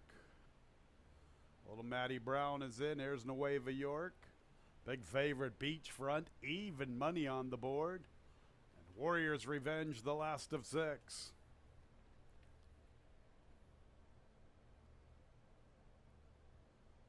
Warriors Revenge to the outside. Ready for the race. And there they go. Quick start for Harrison Nose. Also going to the front, Little Matty Brown. Warriors Revenge is up close. Iron Lad not that quickly away, trying to advance from the rail. Here's the favorite, Beachfront, in the 5th position. And the last of all is Nueva York. So it's Harrison Nose on the lead. 3 parts of a length to Little Matty Brown. Iron Lad in a tight spot from the rail. Warriors Revenge is in the 4th spot. 3 off the lead, heading into the turn. About a length back to Beachfront. 5 to Nueva York. 22 2/5. Harrison Nose, the quickest of all, a length and a half to Little Matty Brown. Warriors Revenge is in the clear, and he begins to close in. Iron Lad's 4th from the rail. Beachfront's got to fly from there, 6 off the lead. And Nueva York's at the back. Harrison Nose, the one to come and catch. Warriors Revenge chases him from the outside. Harrison Nose at the 3-6 stage. He has a length lead. Here comes Warriors Revenge to the outside. Harrison Nose and Warriors Revenge. Harrison Nose is running a big one this afternoon. Warriors Revenge second, diving to the inside, far outside, Beachfront. Harrison Nose at 7-1. He avenges his disappointing race recently. His supporters are well rewarded. Warriors Revenge second, then Beachfront, Little Matty Brown, Nueva York, and Iron Lad.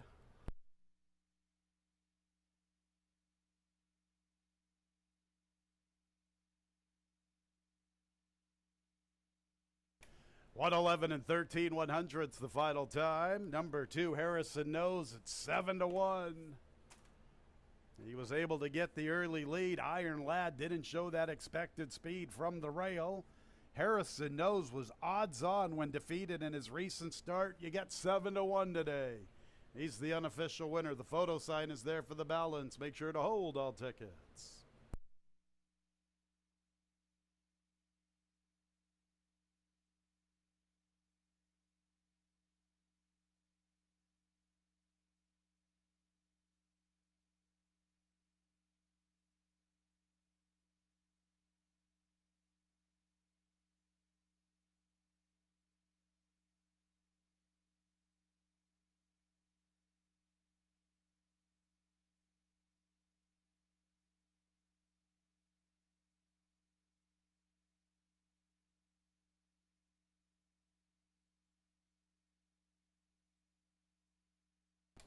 Second place, 6, Warriors Revenge. Third place, 5, Beachfront. Fourth place, number 3, Little Matty Brown. Quick time, 111 13 100ths.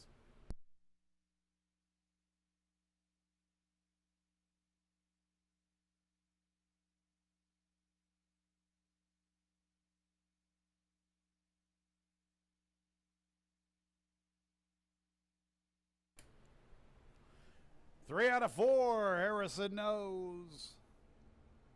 He knows how to get it done this year. Nice price. 5-year-old Dark Bear Brown Gelding by shaking it up out of the demonstration. Owned and bred in New York by TLC Thoroughbreds. Winning trader M. Anthony Ferraro. A double for Harry Hernandez. It's official. 2653 on the board. $61 for the exacta. $36.25 for the trifecta. A 9-2 double, $78.50. 4-9-2 pick 3, $245.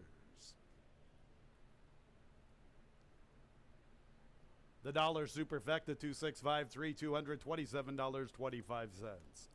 Race 7 is our Monday feature, the 34th running of the New York Oaks, $75,000 guaranteed. 3-year-old fillies bred in New York.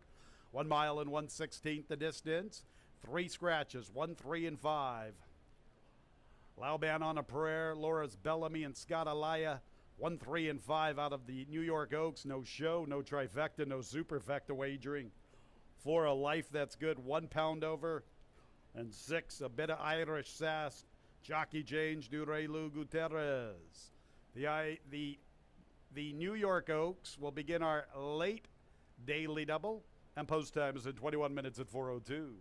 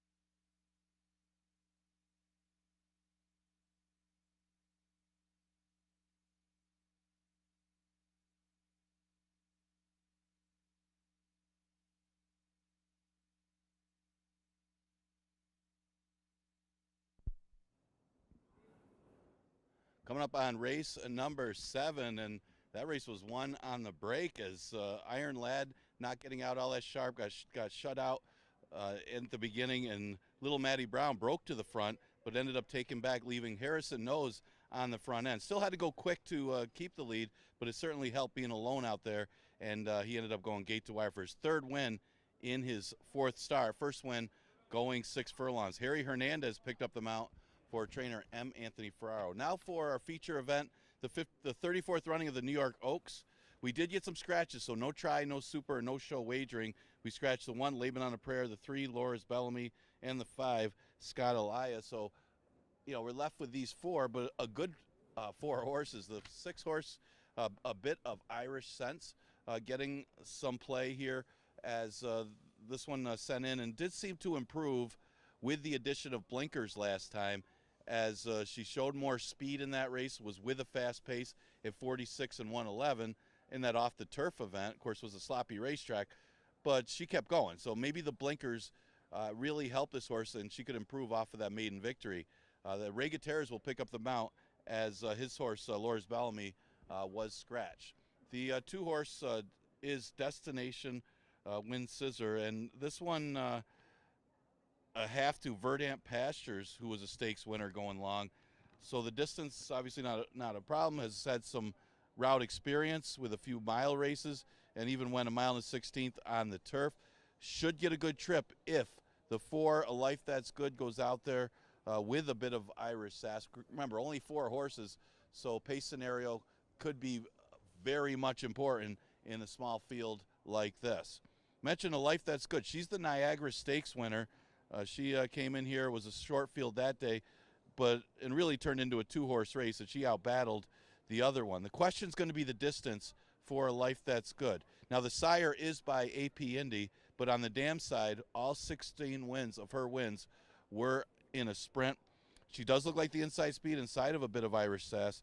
So have to Ice Will Miss You was a multiple stakes winner, but that was in sprints too. But one thing you say about A Life That's Good is she's a perfect 2 for 2 on the dirt. So she does like the dirt fast surface, and that could be, say, talk about fast dirt, and that could be a factor. Again, there's AP Indy on the sire side, so we'll see if she can get that extra distance, especially if pressed by a bit of Irish sass. The other rival, and here's the 7, You Guys Are No Fun. She dominated by 20 lengths in her maiden victory. She'll be class tested today. The dam was a multiple stakes winner going long, so this one does have the breeding, and she'll run against Stakes Company for the first time. That's the rivals for the 34th running of the New York Oaks. No trifecta, no super, and no show, as we're left with 4 betting interests.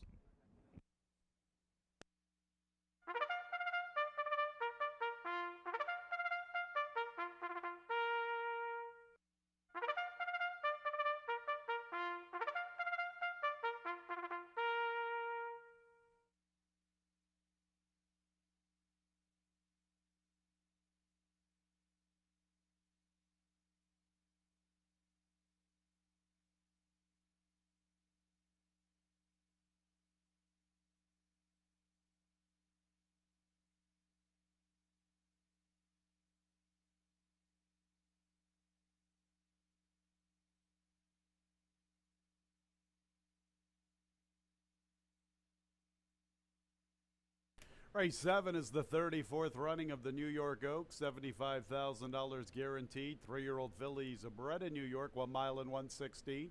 1, 3, and 5 are all scratched. Ray Lou Gutierrez, new jockey, 6, a bit of Irish sass. For A Life That's Good, 1 pound over. With the scratches, no show, no trifecta, no superfecta wagering. Here's the field. Number 2 is Destination Winner Circle. She is owned by Francis Paulangeli, conditioned by Charlie Baker. Her jockey is Oscar Gomez. She is currently 5-2. Number 4 is A Life That's Good, owned by MC Stable LLC, conditioned by Jeremiah Engelhardt. John Davila Jr. is in the irons. 7-2. 6 is a bit of Irish sass, owned by Claire Starr's Stable, Mitra Box Stable, and Richard Schosberg.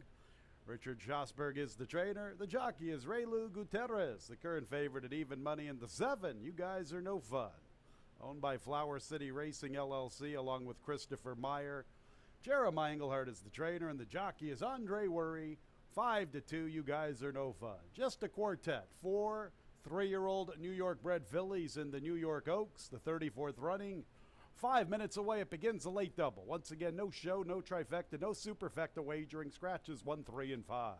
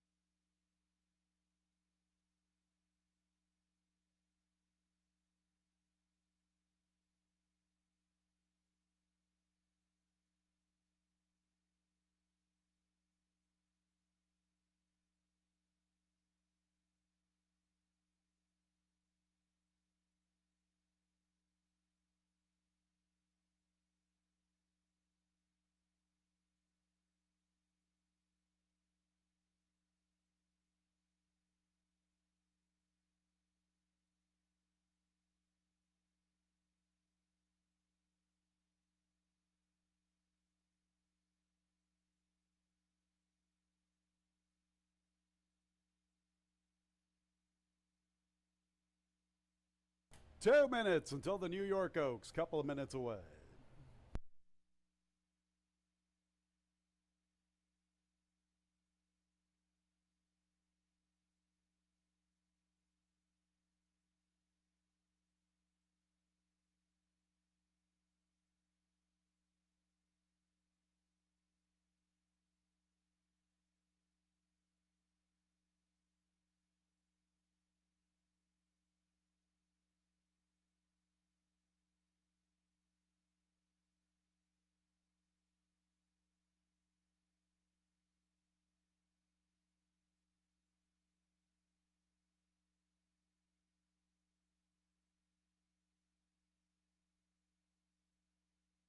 One minute.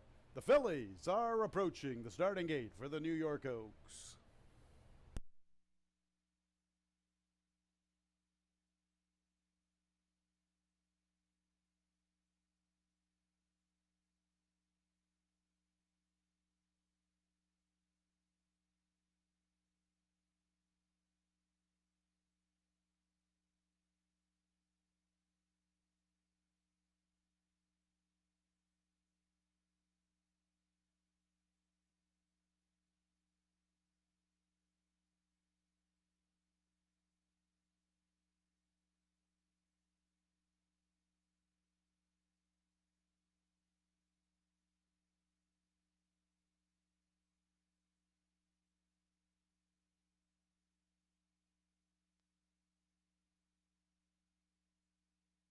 It's post time for the 34th running of the New York Oaks. Number 7, you guys are no fun at 8-5. Number 6, a bit of Irish sass, 9-5. The 2, Destination Winner Circle at 2-1, and number 4, A Life That's Good, 4-1. 4 New York bred 3-year-old fillies. The New York Oaks are 34th running. And here's Destination Winner Circle.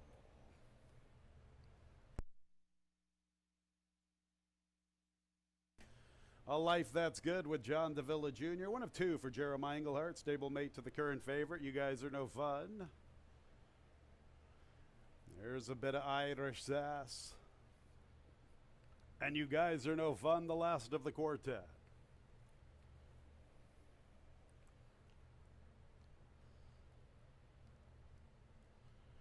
Ready for the New York Oaks. And there they go in the 34th running of the New York Oaks. Pretty good start for all four 3-year-old fillies. A bit of Irish sass and a life that's good. They get acquainted early. They hook up immediately and share the top spot. You Guys Are No Fun is third, and Destination Winner circles up close from the inside. So on the front end, a bit of Irish sass with a life that's good. In the third spot race is Destination Winner Circle, all bottled up. You Guys Are No Fun is to the outside. So they race in two pairs through the clubhouse turn. A bit of Irish sass and a life that's good. They vie for the top spot. A narrow advantage, a bit of Irish sass entering the backstretch. Break of about 2 lengths. You Guys Are No Fun in third, covering Destination Winner Circle. 24 seconds, the opening quarter past the 5/8. 2x2 up the backstretch run. A bit of Irish sass and Ray Lou Gutierrez. A life that's good with John Davila Jr. They are side by side, 2 lengths. You Guys Are No Fun with Andre Worry covering Destination Winner Circle and Oscar Gomez. 48 seconds, an even flow in the New York Oaks. A bit of Irish sass and a life that's good. They continue to battle for the top spot. Now get away 2.5. Destination Winner Circle third with You Guys Are No Fun. A bit of Irish sass coming away from a life that's good. Now here comes Destination Winner Circle along with You Guys Are No Fun. The advantage is with a bit of Irish sass. She leads at the top of the lane in the New York Oaks. About a length advantage. To the outside, You Guys Are No Fun. And Destination Winner Circle, a bit of Irish sass. Under left-handed persuasion from Ray Lou Gutierrez. Still leads, now a widening 3. A bit of Irish sass will win the 34th running of the New York Oaks. You Guys Are No Fun second. Destination Winner Circle third, and fourth place to a life that's good.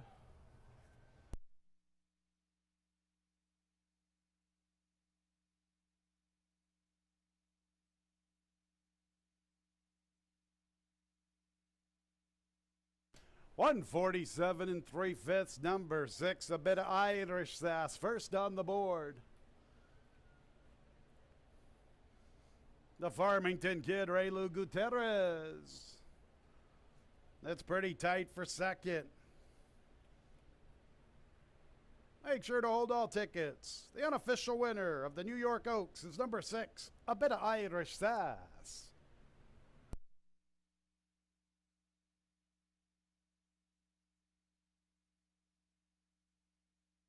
The final time, 147 77/100.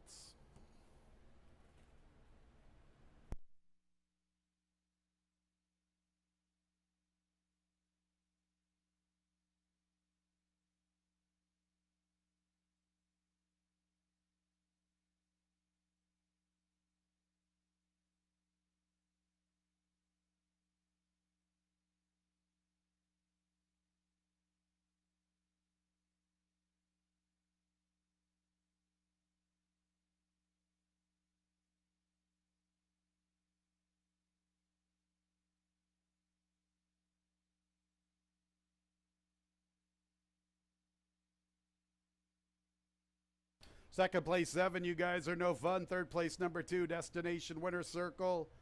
And fourth place, number 4, A Life That's Good.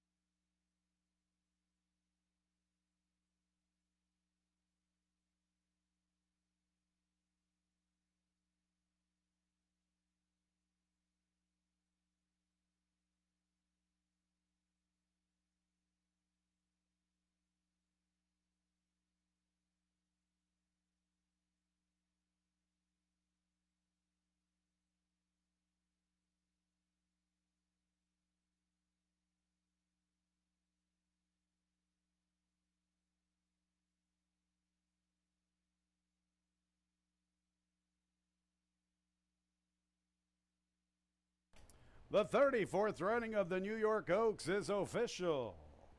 6724 on the board. That exacta is worth $18.80.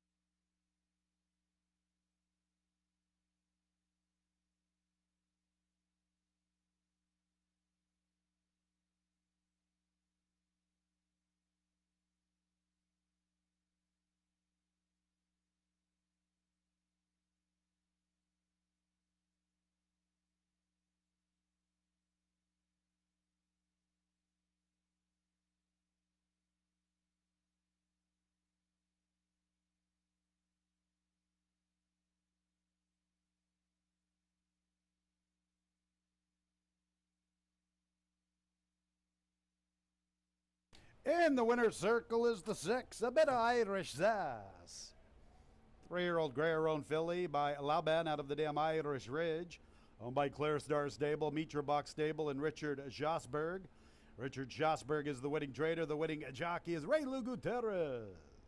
Winner was bred in New York by Sequel Stallions, New York, and Harry Landry.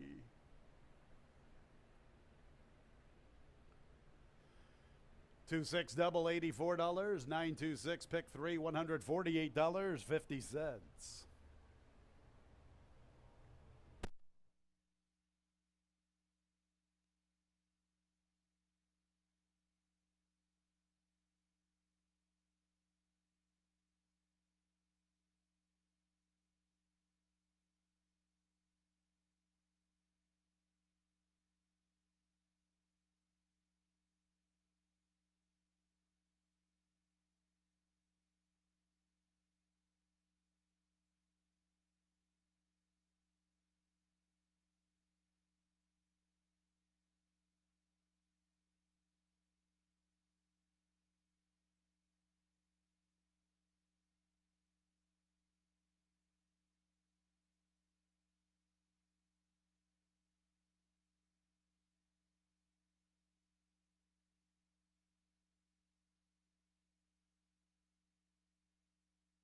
And ladies and gentlemen, directing your attention to the winner's circle with the trophy presentation for the New York Oaks is Mr. Jack Keller, our clerk of scales here at Finger Lakes Gaming and Racetrack.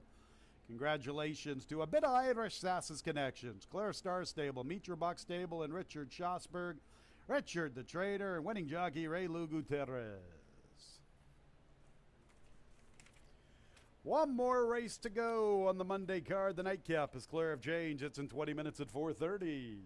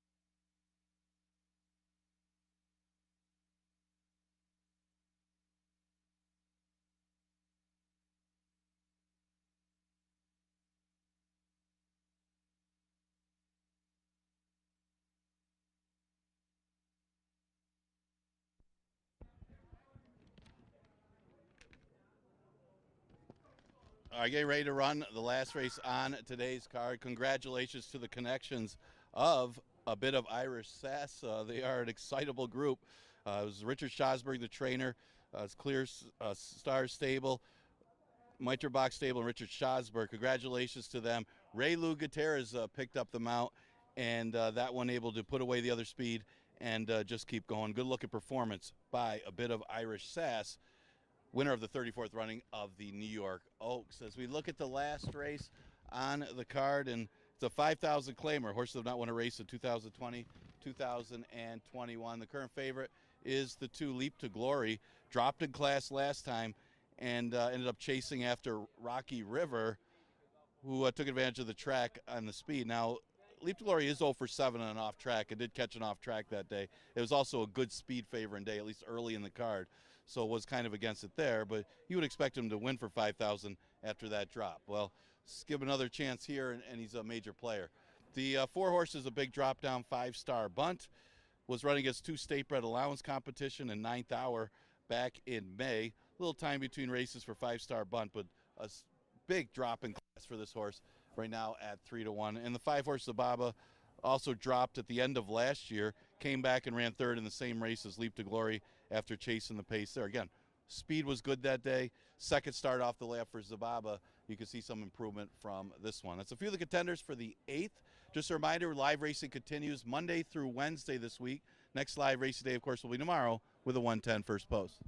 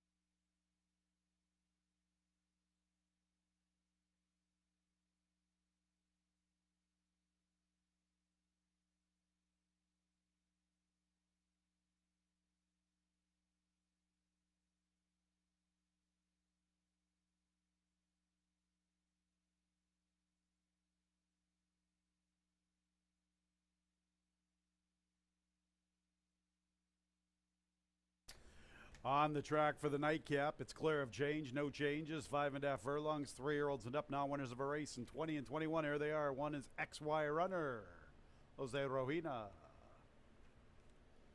2 is Leap to Glory, Luis Perez, looking for his second winner.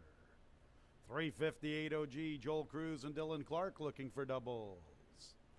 4 is 5-star Bunt, the favorite at 9-5 with Oscar Gomez. 5's Ababa, John Davila Jr. 6 is American Czar, Emmanuel Di Diego. 7 times the Essence, Jackie Davis looking for her second winner on the Monday card. There's times the Essence. 8 is Analyze Your Luck with Jeremiah Flores. 9, Can't We All Get Along, Jose Baez. And the 10 is Benny and Alex with jockey John Berrios. The nightcap in 3 minutes. Not all combinations are covered in the late pick 4. 1 and 7 are uncovered in our pick 5. 3 minutes until post time.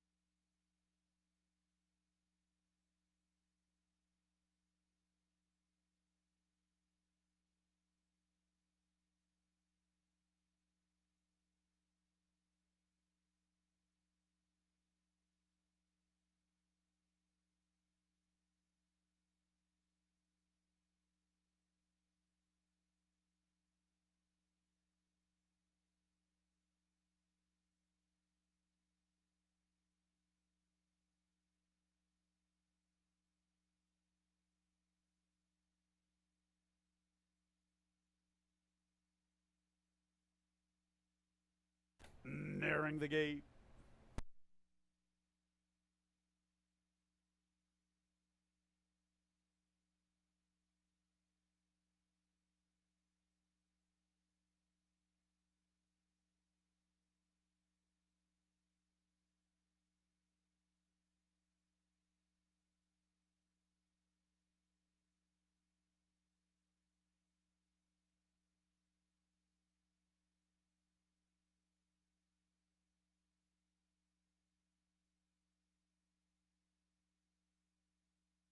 It's post time for the Monday Night Cap.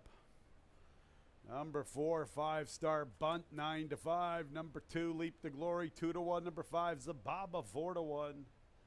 Now Zababa's 3-1, and the 2 and the 4 are both 2-1. And the current favorite is the 2, Leap to Glory. Leap to Glory, co-favored. Actual slight favorite at 2-1 over the 4, 5-star Bunt. And the 5, Zababa, 3-1. Live racing again tomorrow, 110 first post. 1 and 7 are uncovered. The 2 big long shots are uncovered in the pick 5. If one of them could spring the upset, We will have a pick 5 carryover just shy of $16,000.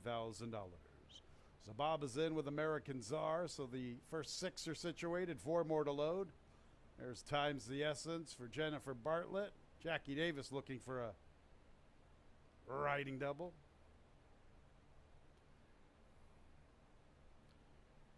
Eight is Analyze Your Luck moving forward. 2 to load. Can't we all get along? And Benny and Alex. Leap to Glory 2-1. 5-star bunt at 5-2. Now Leap to Glory's 8-5 and 5-star bunt is 9-5 and Zababa's 7-2. Benny and Alex will make 10 in the starting gate. And he's the last one to load. Ready for the nightcap. And there they go. Stumbling start for 58 OG, and he lost the jockey. 58 OG lost the jockey. Leap to Glory begins the best. XY Runner shows plenty of pace. 5-star bunt vies for third inside of Zababa. Benny and Alex races outside of Analyze Your Luck. Times the Essence covers American Czar. Can't We All Get Along gets to the rail. He's the last of 9. 58 OG lost the jockey at the start. So it is Leap to Glory sent to the front, leads at the 3/8 from 5-star bunt, who gets a little closer. Zababa's only a length and a half off, 3 deep. Benny and Alex has been deep throughout. XY Runner from the rail, then Analyze Your Luck. Can't We All Get Along? American Czar and Times the Essence. And it's Leap to Glory confronted by 5-star bunt. 5-star bunt outside of Leap to Glory. And Zababa's in with a look, and XY Runner's outrunning his odds. Leap to Glory's running a big one past the 8th pole, repelling the bid of 5-star bunt. Leap to Glory kicking clear in deep stretch. A double for Luis Perez. 7th career victory for Leap to Glory. Zababa's up for second. XY Runner outran his odds at 99-1. He's third. 4th place to 5-star bunt to complete the superfecta.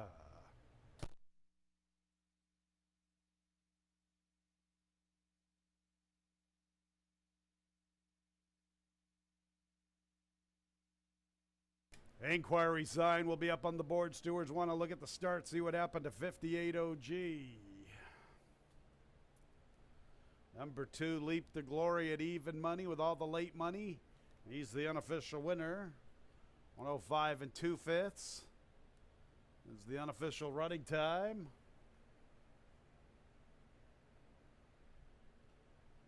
Photo for the ballots.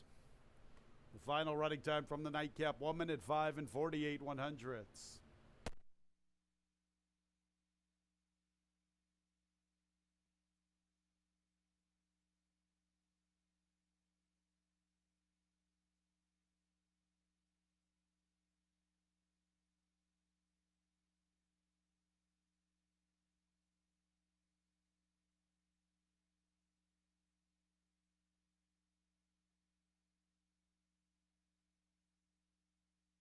Heads up, everybody. Here's that loose horse, 58 OG. Heads up. Inquiry signs coming off the board. Number 3, 58 OG. Caused his own troubles. Inquiry signs off the board. Second place, 5 Zababa. Third place, 1 XY Runner at a big price. And fourth place, 4 5-star bunt.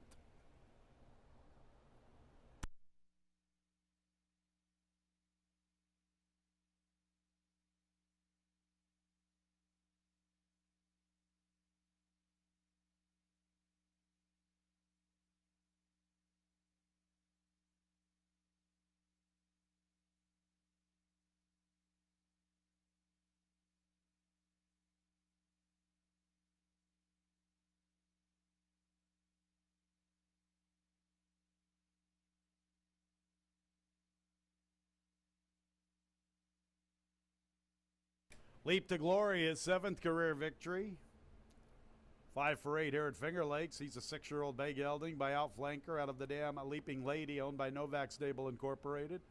Winning trader is Chris Progno. A double for winning jockey Luis Perez. Winner was bred in New York by GZ Stable LLC.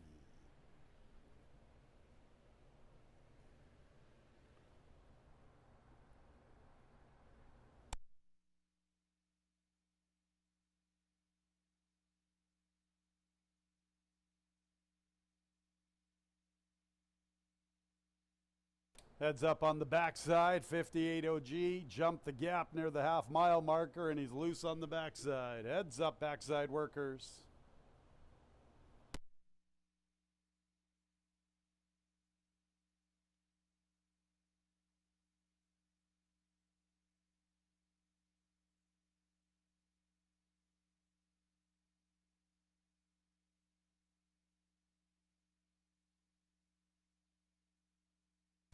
And the nightcap is official. 2-5-1-4, top 4 finishers.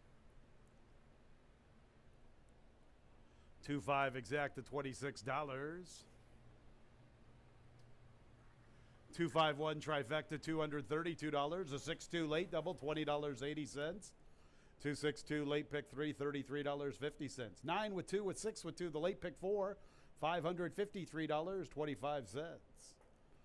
Our Monday pick 5, $1,577, and all 6 in the pick 6. Somebody caught a big fish, $12,000 plus $12,201 and some change, I believe.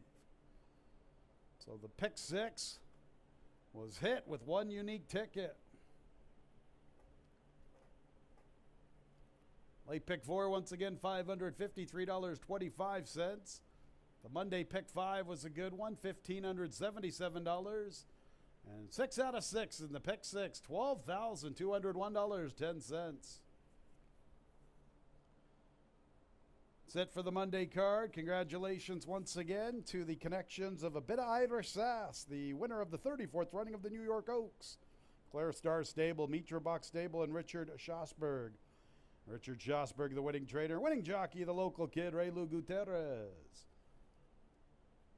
We'll do it all over again tomorrow, 1:10 first post. Sure hope you had a great Monday afternoon of racing. When leaving the track, please drive very carefully. This has been Racing from Finger Lakes Gaming and Racetrack. Good night, everyone.